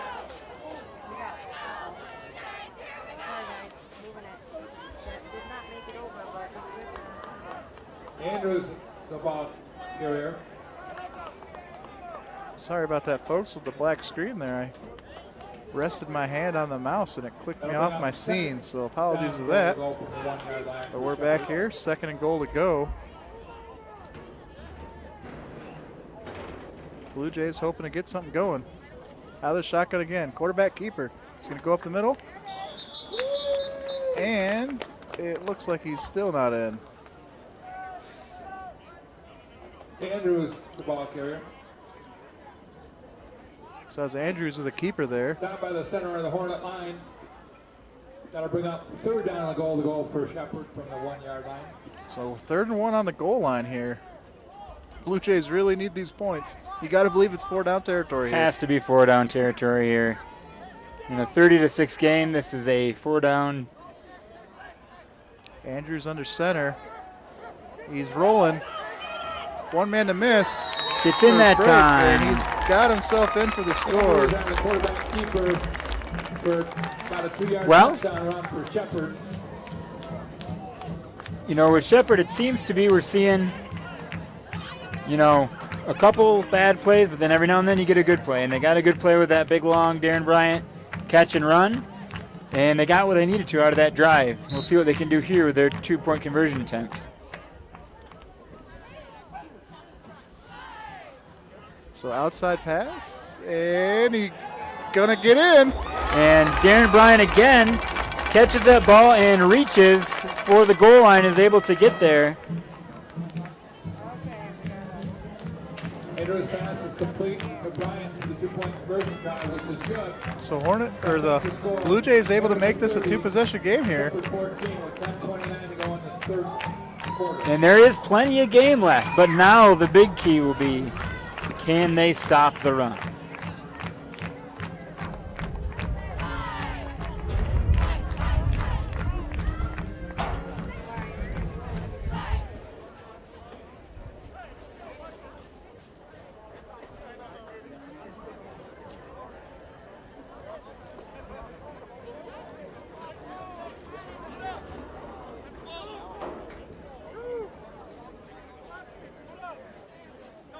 Antwerp and Husky are back deep to receive for the Hornets. Ross is on the kick for Shepard. So Ross set to kick it away here for the Blue Jays.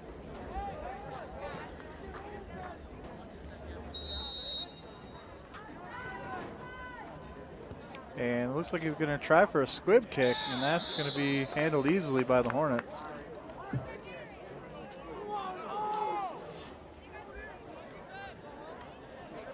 Not quite sure that you're needing to do that quite yet, but Yeah, I'm not sure you want to give the Hornets that kind of field possession. Or field No. position, sorry. no. But also, you're not confident that you can stop them, and you can flip the position and get an extra possession out of it. Sure, it could be a good thing.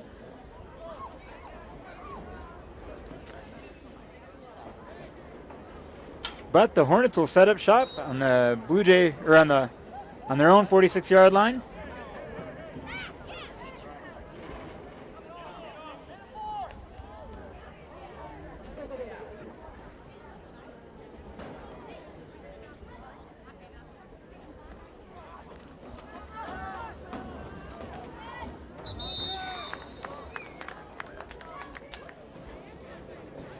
And get a pretty good run there for looks like maybe 9.5 yards.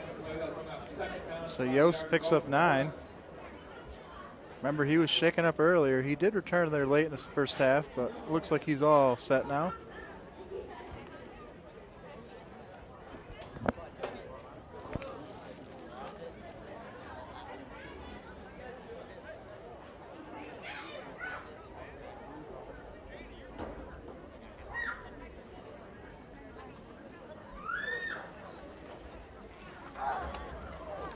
They're going to have enough there for the first down.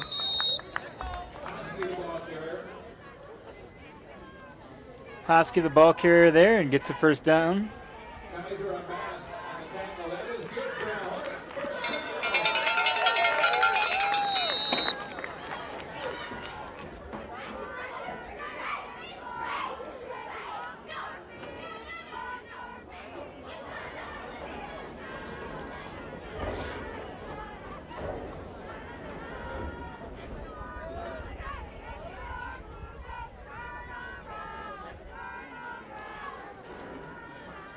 Van Antwerp on the carry to the right side there.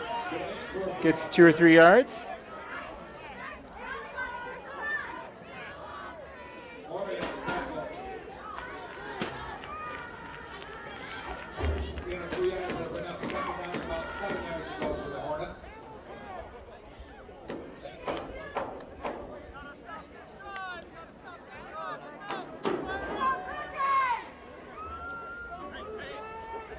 Hear the Blue Jay coaching staff yelling out to their players, got to have this stop, got to have this stop. Well, I think they do.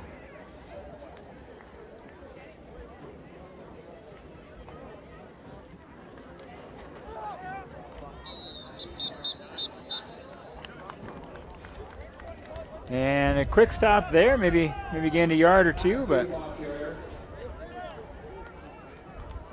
gonna have third and 7, 3rd and 6 maybe.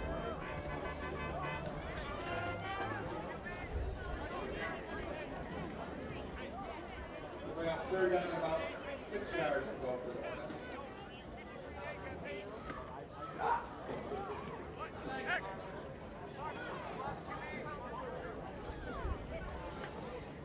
Third and 6 here.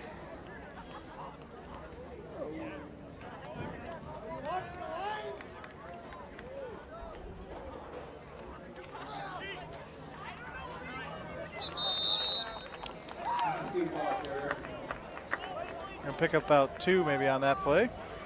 But the Blue Jays in a normal situation might think, hey, we just held them to 4th down, they're going to punt, we're going to give the ball back. That's not been the case tonight. The Harrison Hornets seem to have, maybe their punter got hurt in practice, or they don't have a punter, maybe he's got COVID, I'm not sure. But they have not punted yet, and I'm going to assume they're going to go for it here. Oh, they actually did have one little punt there. They had that one in the punt at second the end of half. the first half. Yep.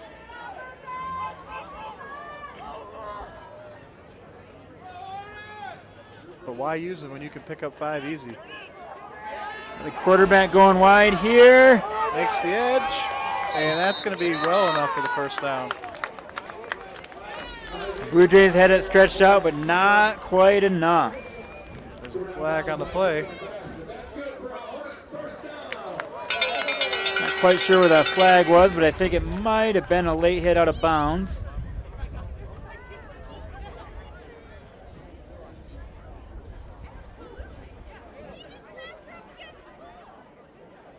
First and 10 Hornets at the Shepherd 25-yard line.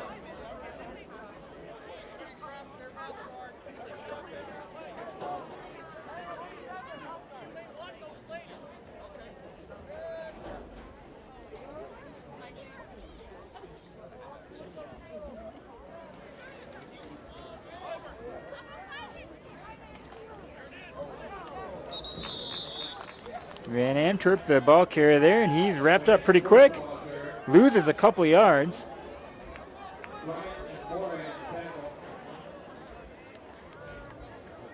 So rare negative running play here for the Hornets.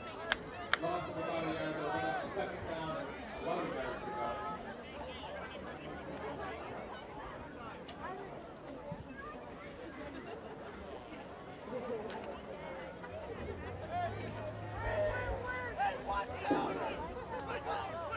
Second and 11.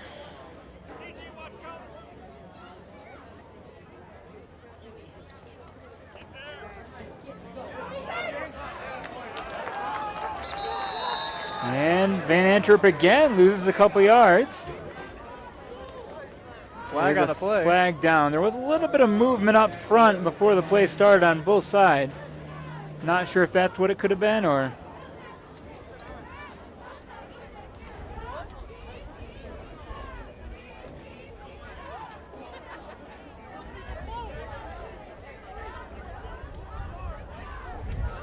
Looks like it's against the Blue Jays. Marked off about 5 yards. They're going to call a face mask on the Blue Jays.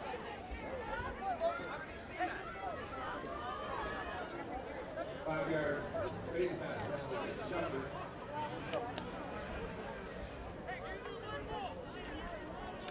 So that leaves it at second and 11, second and 10. So not terrible position for the Blue Jays, but I'm sure they'd prefer it to be 3rd and 15. And another flag. Pass to the ball carrier, there is a flag on the play.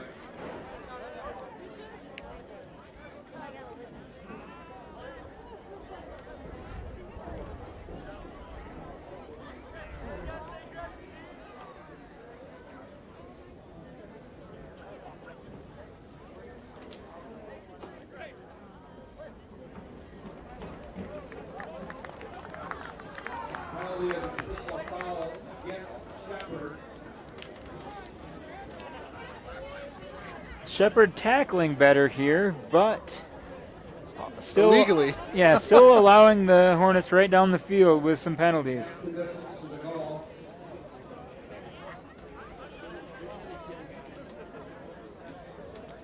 Gonna bring up first down, goal to go for the Hornets at the 10-yard line. So first and goal here for the Hornets.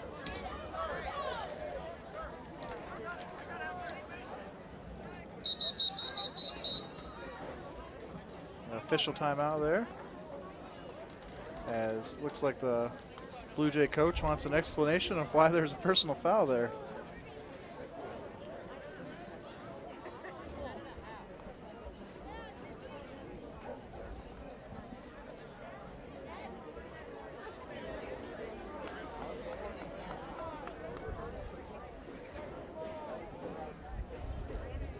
Coach Brock looking a little bit upset with the answer there from the official, but nonetheless, we are first and goal from the 10.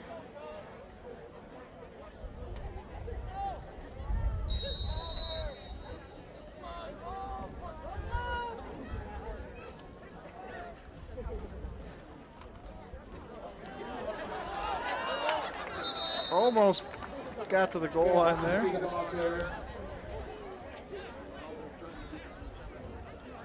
Kaiser and Book on the tackle.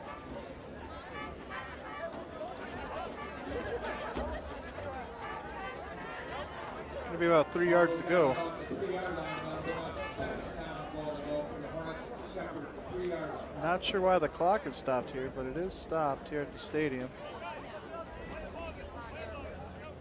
I didn't see a timeout call.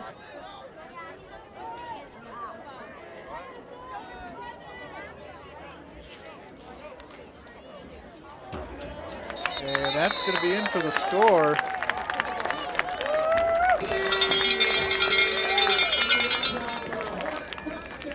It's going to be Hosky with the second.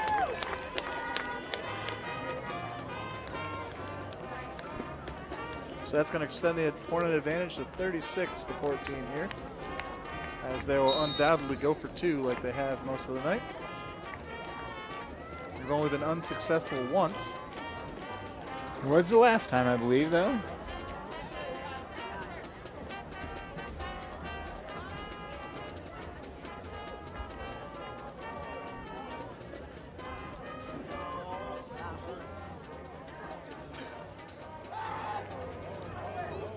And that throw is going to be incomplete. Davis's pass for two-point conversion try is incomplete. That makes the score Harrison 36, Shepherd 14 with 5:21 to go in the third quarter.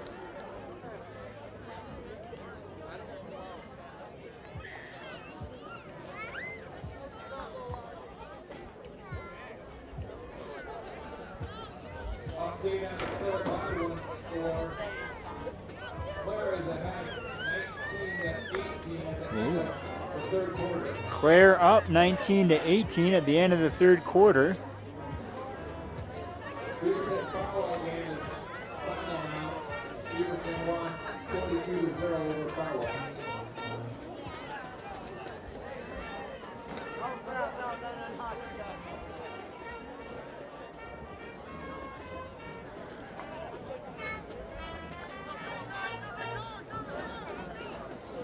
Coach Brock having a few more words with the officials, trying to get some answers for maybe some of those penalties or calls that happened on that drive. Honestly, on that drive, it wasn't the Hornets really running the ball that well. It was mistakes by the Blue Jays with some penalties that drove them right down the field. Yeah. Lewandowski's on the kick for the Hornets. Thought they were tackling well there, but they just started to shoot themselves in the foot, penalty after penalty. First the face mask, then the personal foul. It's 20 yards of penalties there. Put the Hornets down onto the goal line, and with their run offense, they're going to punch that in every time.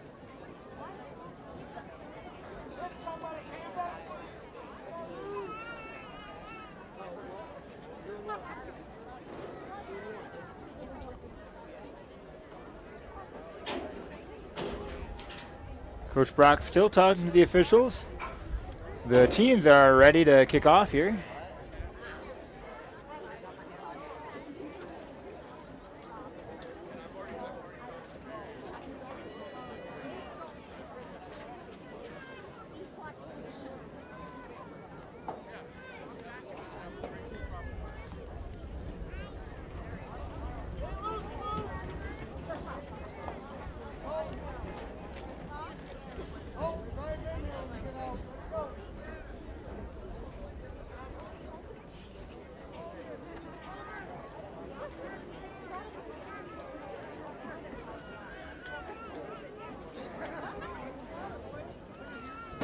So it looks like Coach Brock is satisfied with what he's being told, or they're just done talking to him. One or the other, doesn't make much difference.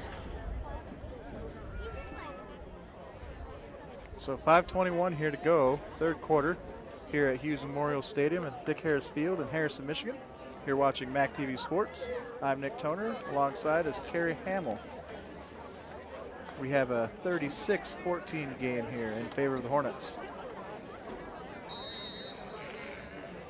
And the Blue Jays find themselves about right where they were at the end of half.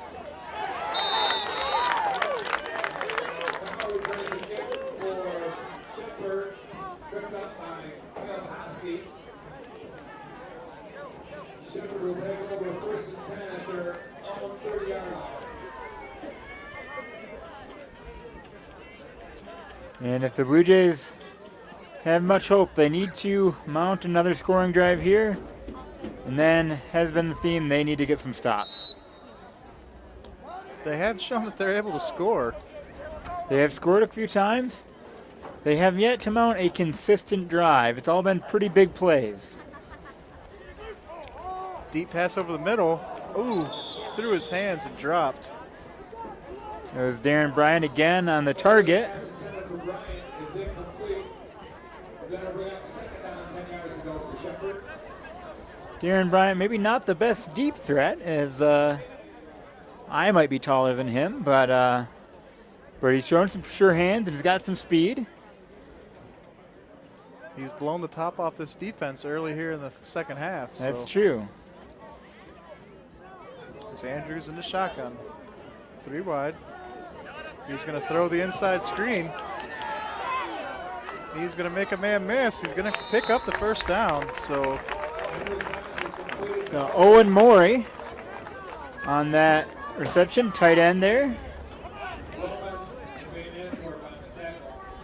That was good for a Shepherd first down. So that's going to move the chains for the Blue Jays, as they're starting to work in the right direction. Trips near side, 5 wide. And Andrews wide. Offs it, and that's over top of everybody. And maybe we get a pass interference flag on this one, though. Flag on the play. Andrews' pass is incomplete, but there is a flag on the play.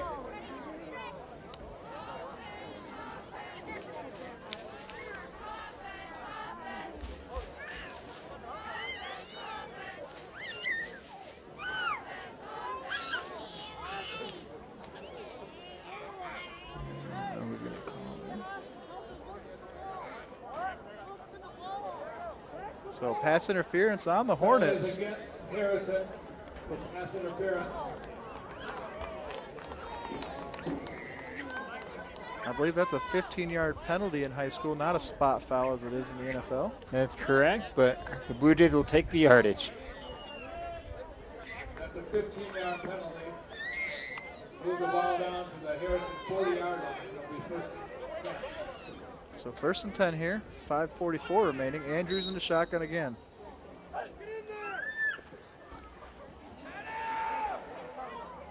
Scrambles, he's going to throw short. It's like a sidearm throw there. Incomplete. 10 for Carl.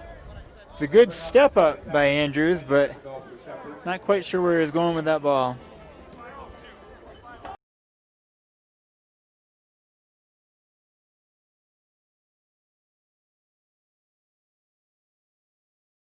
You can just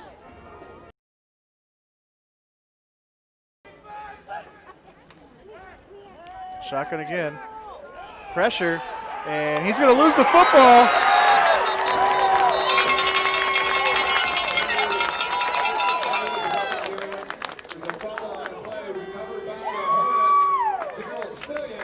Recovered by Gerald Stillion there, that fumble. So what looked like a promising drive here by the Blue Jays, stifled again by another turnover. That's 3 here tonight.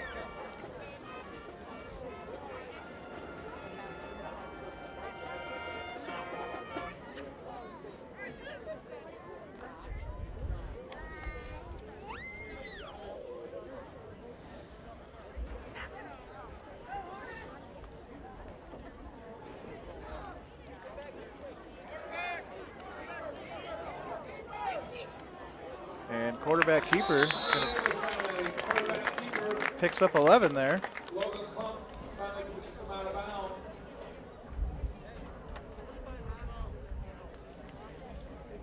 That is good for a Hornet first down.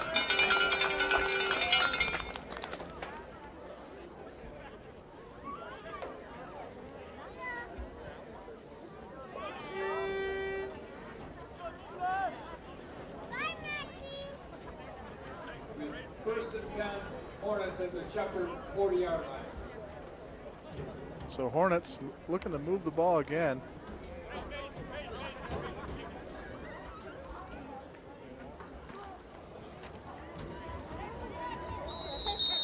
But more importantly, I think they're looking to kill some more of this clock off. Logan Yost, the ball carrier. Morey and Logan Klump on the tackle. No gain on the play. They'll bring up second down and 10 yards to go for the Hornets.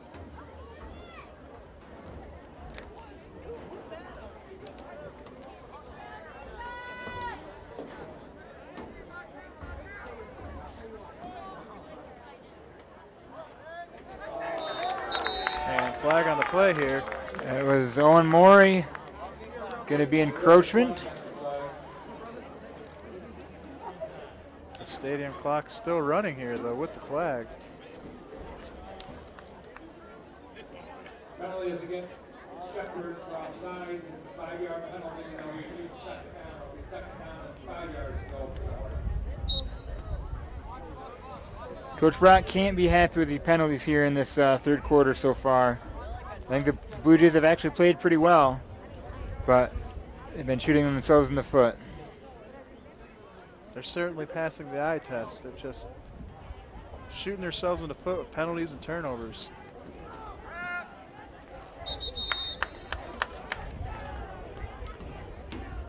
And Yost there, picking up the first down. Morey on the tackle. That is good for another Hornet first down.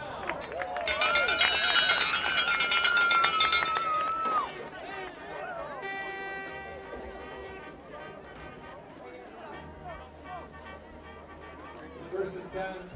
Harrison at the Shepherd 26-yard line.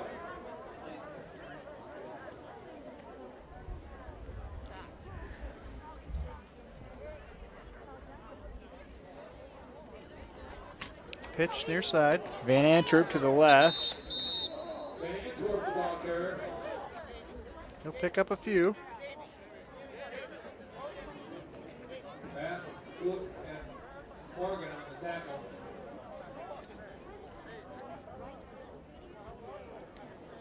We're going to go with 2nd and 8 here. That'll bring up second down and about 8 yards to go for the Hornets. From the Blue Jay here. Yost limping off again.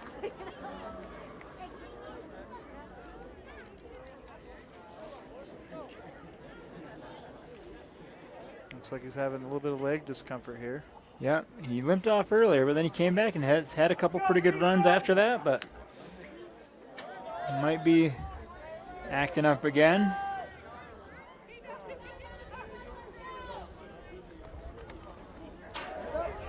Pitch to Hosky, I believe. And Blue Jays are able to stretch that out and get a pretty good stop.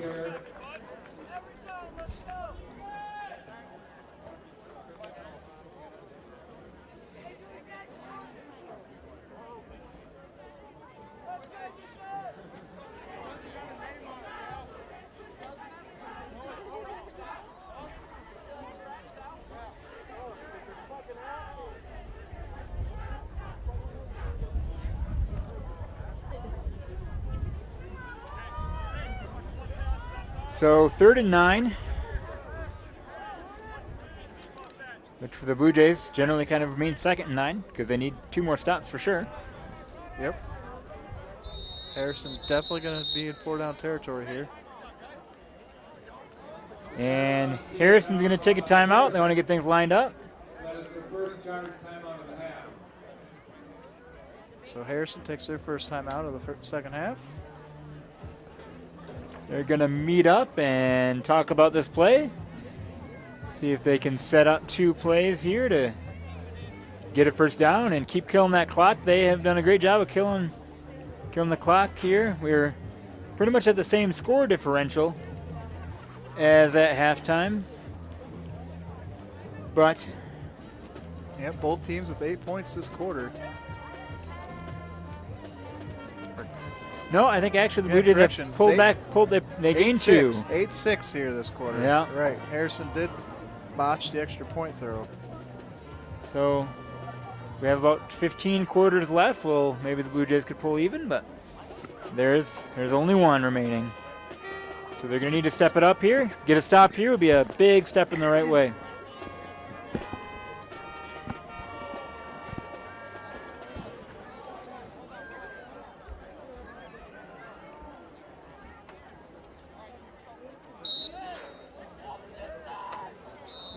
Flag down immediately here. That's going to go against the Blue Jays, the initial signal. An illegal shift would be my guess. Flag on the play.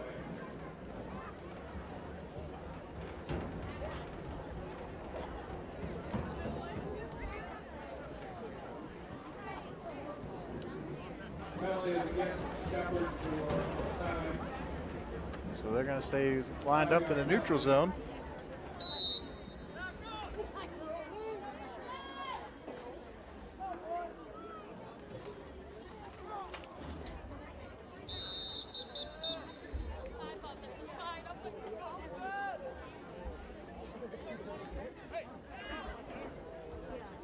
Hosky, the ball carrier. So Hosky unable to gain much there. That's going to bring up 4th and about 5. That'll be 4th down for the Hornets. So what's your four yardage play here? I'm going to assume it's going to be run the ball somewhere. I think they're just going to hit him between the tackles like they have most of the night. Force the Blue Jays to make a stop. Oh, Yeah, it's going to they be a have keeper. been doing this quarterback keeper out to the right side. Ooh, big hit here near side. And I do not believe that he picked it up. I think he's well short, actually. Yeah. That play has worked pretty well for him tonight, but maybe went to it one too many times. Blue Jays sniffed it out.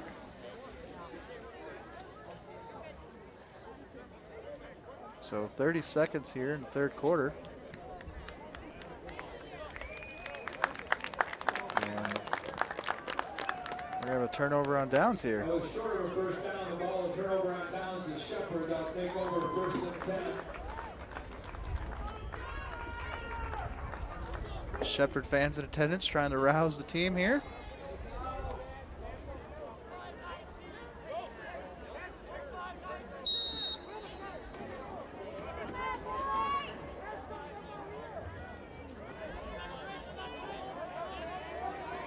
So Andrews lines up in the shotgun. He's got 5 wide. Man in motion.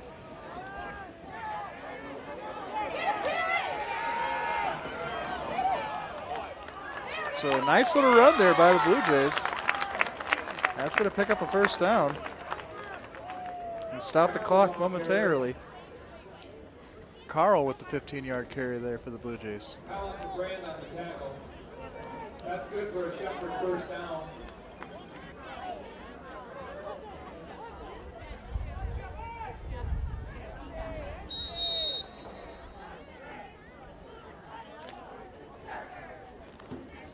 Same play, just the other way now. Got Darren Bryant cutting up field. Flag on the play. Likely have a block in the back. You have a tackle out of bounds too. So 2 flags down now. Referee is, Actually a flag and a hat. yep, flag and a hat. That referee was busy on that last play. Bryant, the ball carrier. There's a flag on the play. So let's see what they got here. Gonna guess that we're maybe replaying that. I'm thinking the first one was maybe a block in the back on the Blue Jays, but then I think the second one would have been a Late hit for late sure. hit there. out of bounds. Not quite sure how that all shakes out, but Forced them out of bounds and then continued to wrap them up and pull them to the ground. yeah.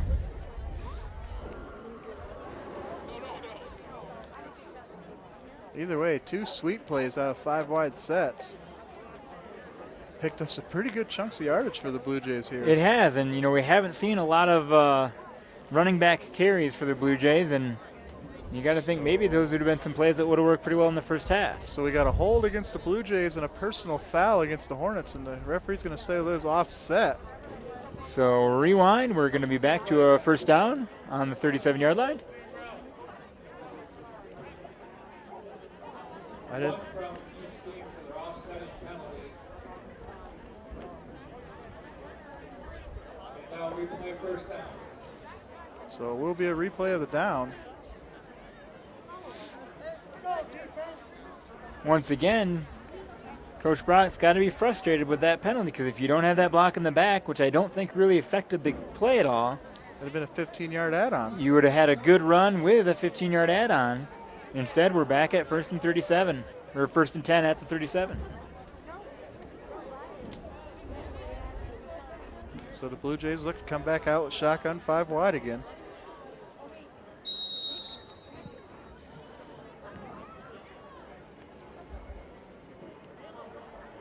So 3 seconds remaining here, And we're going to end the quarter. and they're going to call that the end of the 3rd quarter.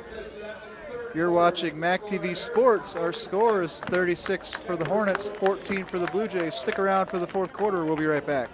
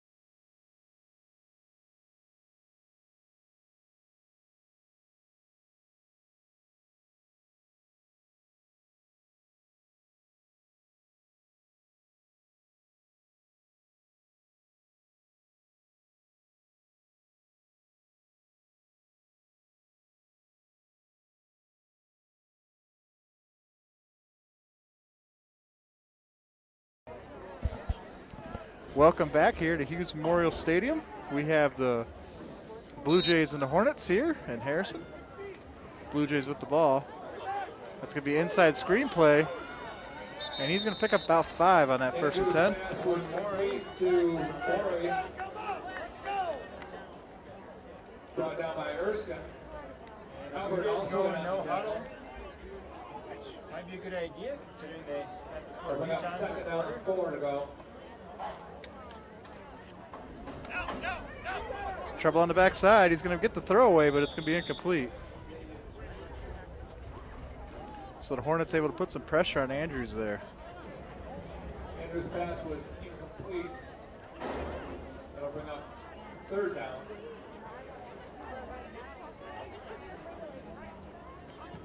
Andrews getting some late instructions from the coaching staff there. And it looks like he's going to be under center here. I formation for the Blue Jays here. Haven't seen this too many times. He's still going to drop back the pass. He's going to have his man, runs out of his shoe, but he picks up the first down. Andrews' pass is completed to Max Kaiser on the reception. So Kaiser able to pick up about 11 on the play, enough for the first down. Good for a Shepherd first down. It'll be first and 10 Shepherd at the Harrison 41-yard line.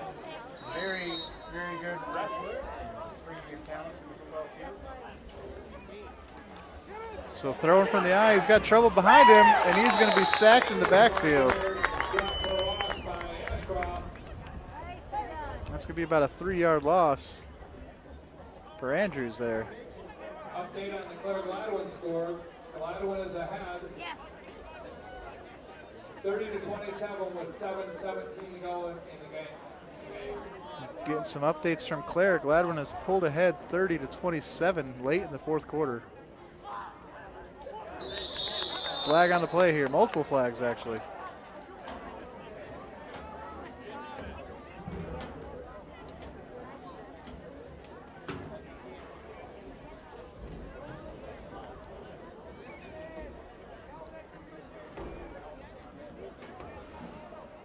So we'll see how these shake out, as I think every official on the field threw a flag there. Yeah, I'm not quite sure what it was.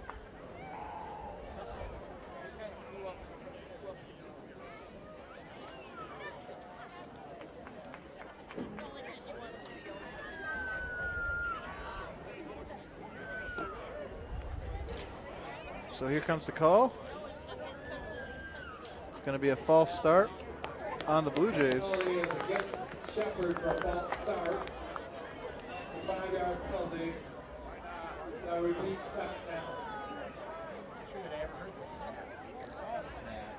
I guess my little flags are simultaneously on the snap. Well, the first start, I think all it took was a lineman to move out of place. And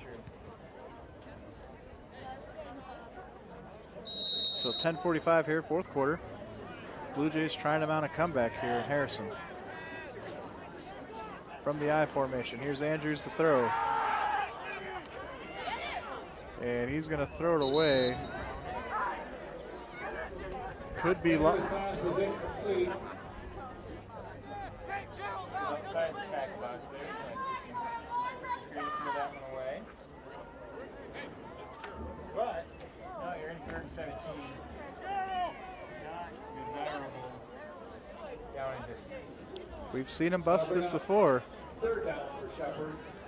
You do have to think, given the time and the score, About 17 yards. they might also be in 4-down territory at this point. Yep, I don't think Coach Brock is interested in giving it back away for free. So 4 wide. Screen pass going to be collected by Carl. He's got one man to miss, and he stiff arms, and that's going to be enough to collect him, though. Andrews' pass is down to the original line of scrimmage, but not much more than that. Erskine, Albert, and Gilpin on the tackle. We got 4th down and about 12 yards to go for Shepherd.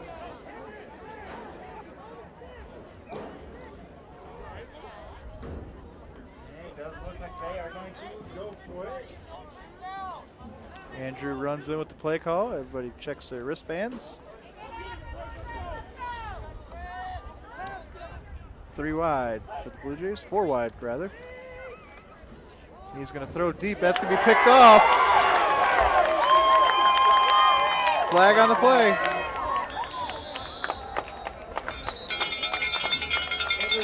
Intercepted by Ethan Van Antwerp. There is a flag on the play. So the homecoming king with the interception here. Jamming on the tackle. I guess a block in the back. I'm assuming it's an illegal block of some sort. After their interception. So I think the interception will stand. Defenders aren't always the best blockers.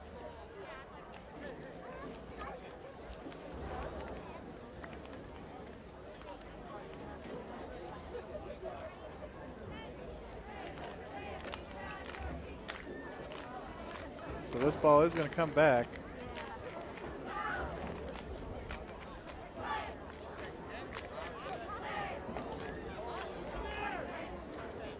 Block in the back against the Hornets to bring the ball back, but it's going to be first down for the Hornets.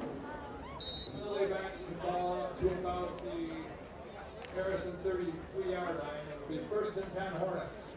9:37 here to go in the fourth quarter, and the Blue Jays have turned the ball over for the fourth time in this contest. And here comes the Harrison running game. Caleb Hosky, the ball carrier. Pass on the tackle. Gotta think the Hornets are going to milk every second they can out of this clock now. They're about 4 yards. We're down second down and 6 yards to go for the Hornets. I'm not assuming the Blue Jays are going to come up with the ball again and have any type of real time on the clock unless they force a turnover here.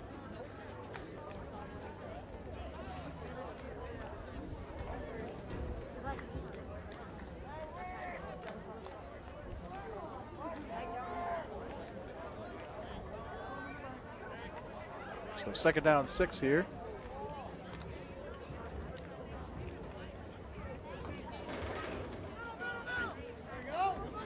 And he's going to pick up 3 or 4 there.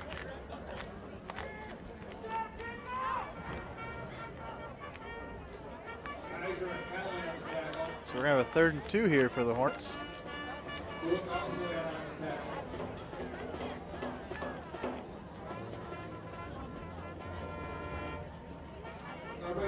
Third down and about 2 yards to go.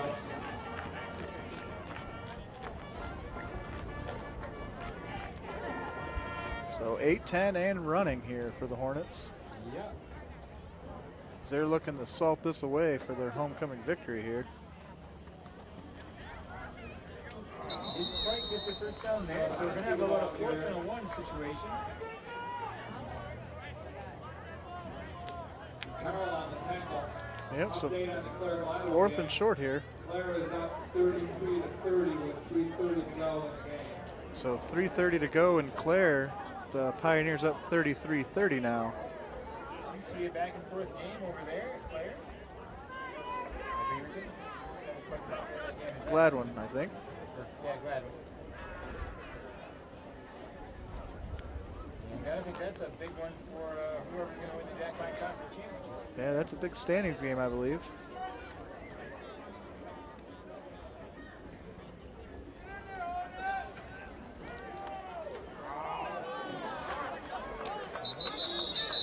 Yeah, I'm not sure what they're going to say here. The angle that we got here makes it look a little bit short. The clock's still running, and it's going to stop there now. Official timeout on the field. So official timeout is it looks like they're going to pull the chains to measure this. The clock should have stopped whenever that ball was whistled dead. Agreed. So we got 6:52 here as I catch up my clock, because I did stop earlier. So here's the chain, and it looks like, they're going to be about a yard and a half short here. Which is So that's a turnover on downs, and that's going to give the Blue Jays pretty decent field position here, right about the Harrison 40. So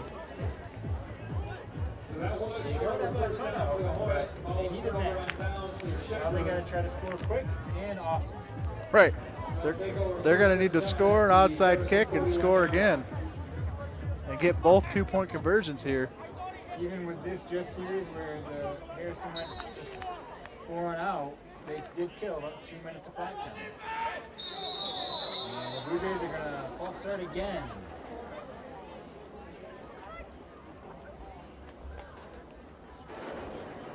So, yep, that is the call.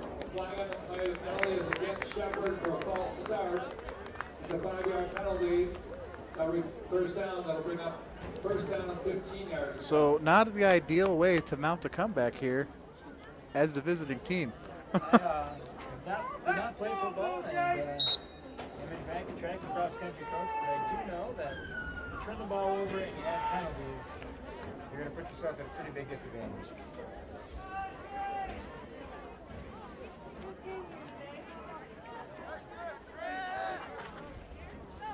So first and 15, DJ's here, see what they can do. Andrew drop back. 3 wide for the Blue Jays. That pass tipped and knocked away. Defender didn't know where it was at. It fell right at his feet. Broken up by Brand.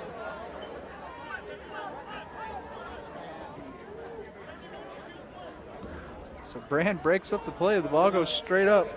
And as he's looking around for it, it falls right at his feet. So fortunate there for the Blue Jays, unfortunate for the Hornets. Screen pass. And that's going to be Bryant. Andrew's pass is complete to Bryant, brought down by Andrew Erskine. You know, about 6 yards, and we're on third down. We got 7 yards, third down and 8 to go.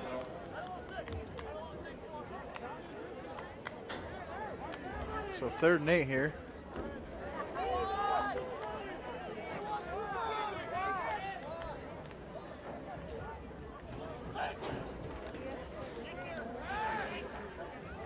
So that pass is complete. That's going to be enough for the first. One more on that. So that's going to stop the clock momentarily here for the Blue Jays. 6:02. That is good for a Shepherd first down.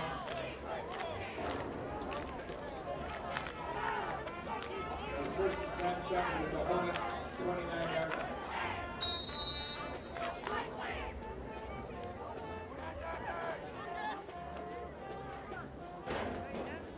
So Andrews under center now, 2 wide. He's going to look back. He's going to swing it out to the running back. Nice stiff arm there. He's going to pick up more. Another stiff arm. Makes the man miss, and he's run out of bounds.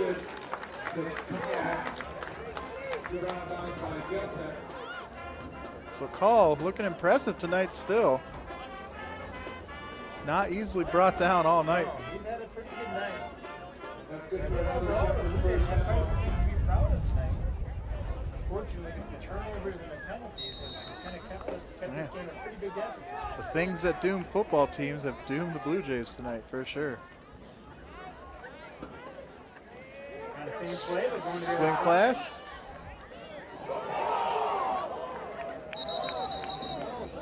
Andrew's pass completed side. Might have been down. Carl. We're going to Shepherd ball rolling, so we're going to have The last we on a the second tackle. and 12. Mike also in on the tackle. Loss of about 2 yards and bring up second down and 12 yards. Clock is ticking here, or almost under 5 minutes. 5:02 on the stadium clock. I am a hair, couple seconds behind. 4 wide receivers set for Andrews here. In the shotgun, he's going to find the short man. Flag on the play. You have a flag back here, maybe Late hit on the quarterback, maybe. Andrew's pass is completed to Deming. There is a flag on the play.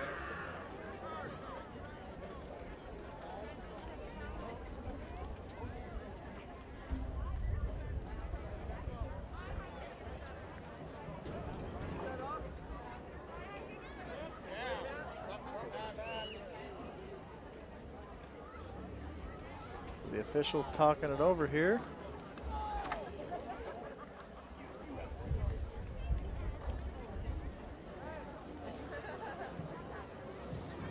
The Hornets have backed up to about their 5-yard line, so they must think it's against them as well.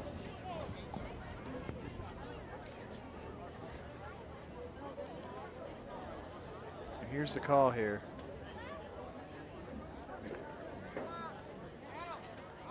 So it is going to be a personal foul. Harrison.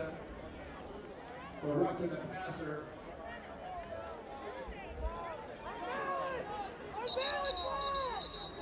So we're in the shotgun here.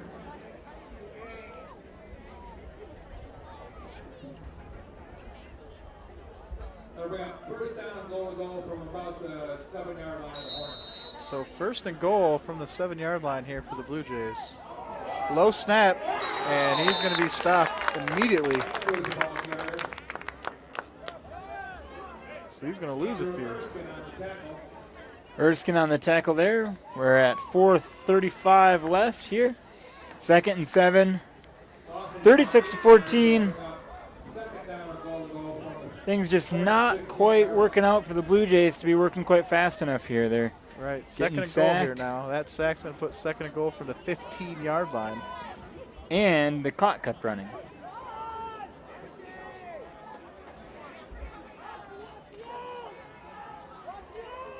He's going to throw short. Owen Morey on the catch. And gets a few yards. We'll see if he gets out of bounds. It looks like not.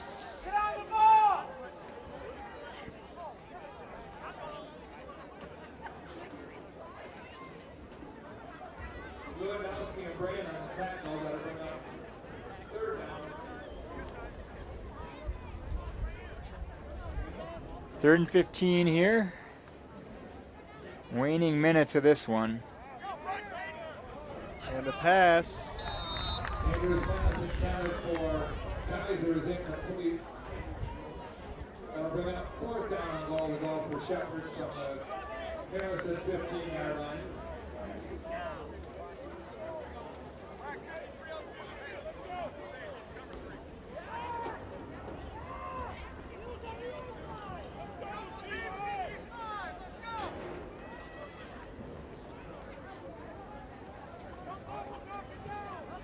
So Andrews is going to set up here, 4 wide receiver. There's the throw, and that's going to be picked off as well. Poor decision there to bring it out. Brought it 36-14 with 3 minutes left.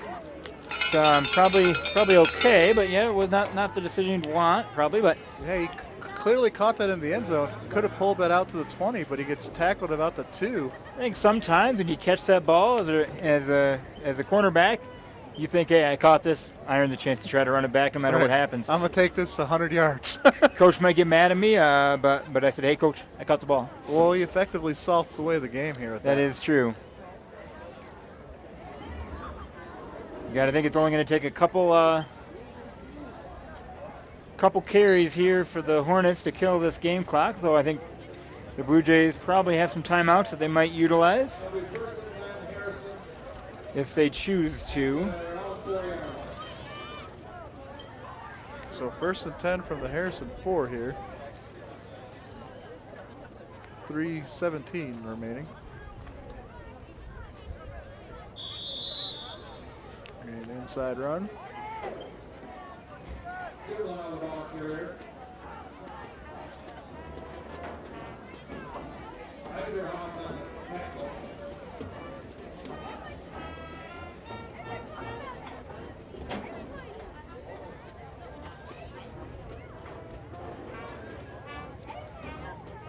Gain of about 4 yards, and we'll have 2nd down and 6 yards to go for the Hornets.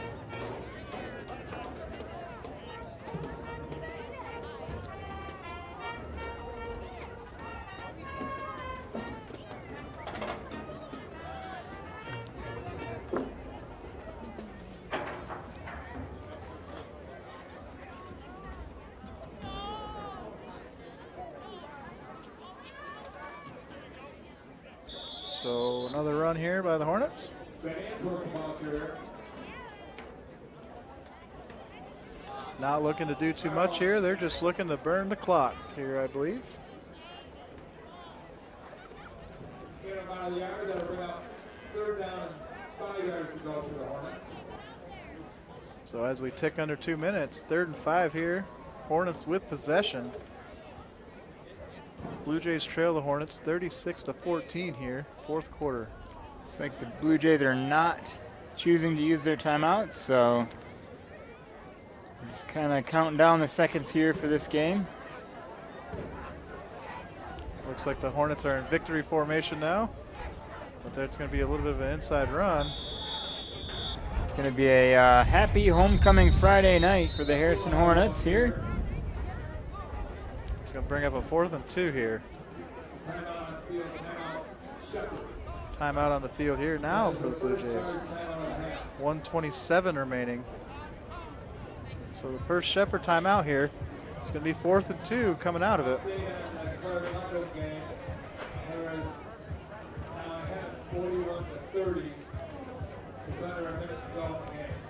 So under a minute in Gladwin, Pioneers have pulled away 41-30 over the Flying G's.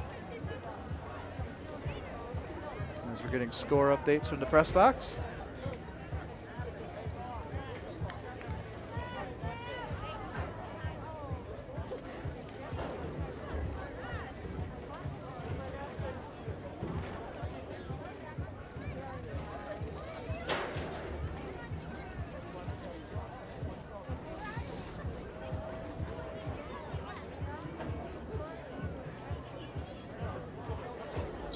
Fans are starting to filter out of here at Hughes Memorial Stadium here, Dick Harris Field, Harrison, Michigan.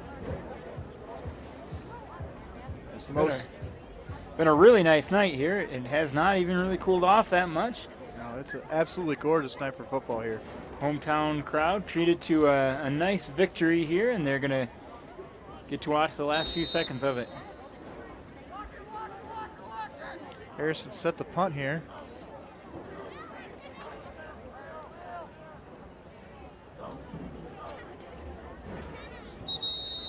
And they're going to take a timeout. So I think the Hornets are trying to catch them offsides with a hard count. And the Blue Jays held firm there, so now we're going to have a Hornet timeout as they're going to regroup and see what they want to do here. Might see a punt now. Final score for Meridian and Pinconning. Meridian won 35-6 over Pinconning. Meridian beats Pinconning 35-6. Claire Gladwin game is now final. Claire 41, Gladwin 30. Claire Gladwin has gone final as well, 41-30 in favor of the Pioneers. Sounds like that might have been a pretty exciting game to watch. Go back and forth, and then Claire kind of pulls away in the end. Pioneers, another MAC TV school. That is true. You were up in Claire last week covering their game. And we'll see what happens here in November. We might get some playoff action for some of these member schools. And a Durf punt there. bad punt there. Picked up, I guess, fielded by Owen Morey. Might have been blown dead before that. Not really sure why it would have been blown dead, but. Ashcroft's punt is down. So Blue Jays playing for pride here, I few think. downs for pride here. See if they can get in the end zone one more time. Maybe we'll see a couple Blue Jays in the game that haven't gotten a chance to be in yet, but so far it looks like most of the usual characters out there. Any realistic chance at a comeback is gone at this point, but can still pad the stats a bit. It's like It's a nice little pitch and catch there. That's going to be enough for a believe it was first down. Ethan Deming on that catch.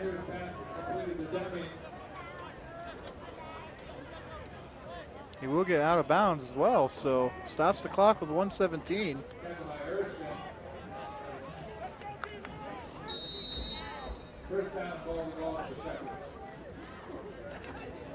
Another little swing pass out there to the outside. This time it doesn't look like he got out of bounds.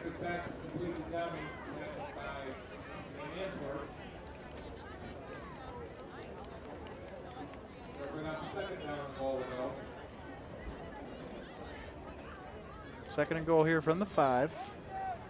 Running clock here.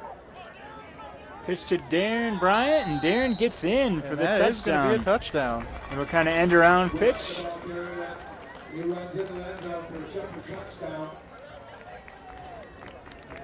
So Shepherd taking this, what was actually a dominant Harrison victory here, and they're making the score look a little more favorable than what really transpired here tonight. I would agree with that. And once again, you got to feel like what could have been for the Blue Jays. if you don't have the turnovers, you don't have the penalties. I think this is actually these teams aren't that far apart. But from the score yard and the statistics yardage, I think the Harrison probably dominated this game. I think the real key is Harrison has 0 turnovers, where Shepherd has 4. I would agree with that. So 2-point try here. And he's going to be in trouble, and he's going to throw that one away. So no good. So we'll get a kickoff, and then presumably maybe some kneel downs by the Harrison Hornets. Yep, the Blue Jays still trail by 2 scores. Will we see an onside kick by the Blue Jays? 46 seconds. I mean, anything can happen, really, I guess. Get an onside kick, you recover the ball, you score a touchdown quick, you get another onside quick. Yeah. Weirder things have happened. We will see. Coach Brock electing to do an onside kick in the first kickoff after scoring a touchdown early in the third quarter. So I'm going to guess maybe we'll see it here. This time, though, I do think probably the Hornets might be expecting it.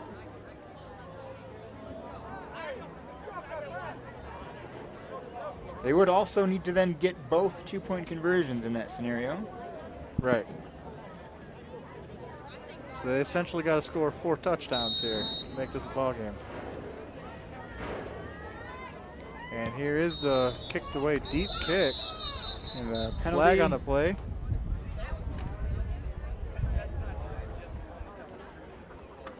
The flag on the play.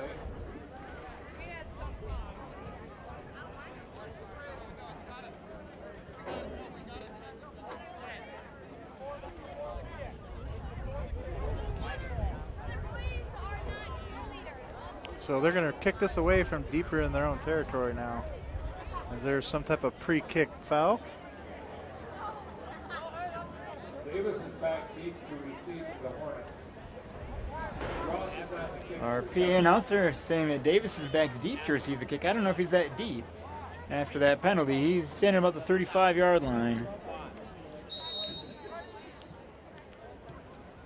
And here, oh, ball falls off the tee.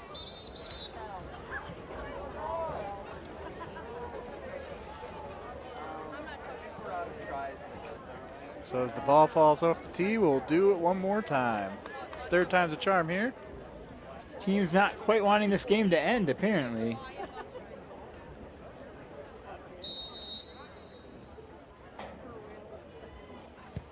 So as they kick it away deep through everybody here, and he's just going to down it. Davis covers the kick for the Hornets. Harrison will take over 1st and 10. So 1st and 10 here for the Hornets, about 45 seconds remaining. 1st and 10, Harrison at their own 17-yard line.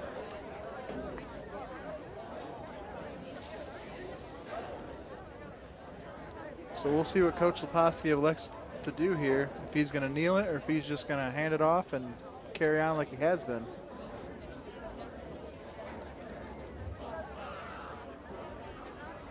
Thank you, everyone, for watching tonight on the MAC TV network, streaming live here on YouTube.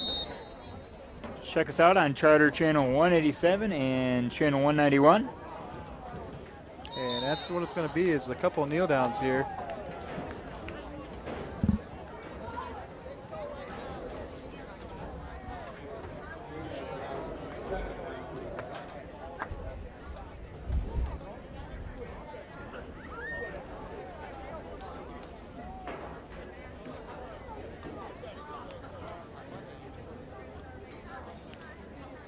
So here at homecoming is going to turn into a Hornet victory.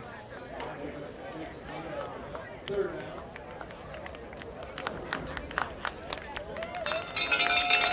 like to thank the Harrison AD, Joe Ashcroft, for having us out here today. I'd like to thank Carrie Hamill for operating multiple cameras here tonight. And I'd like to thank the fans for watching. Yep, and great job to Nick for doing some switching and scorekeeping and doing our commentary. So you've been watching the MAC TV Game of the Week here at Hughes Memorial Stadium, Dick Harris Field. Your final score for the Hornet homecoming night is going to be the Harrison Hornets 36, the Shepherd Blue Jays 20. That's it for us. Thanks for watching. Have a great night. We'll see you next week. Bye-bye.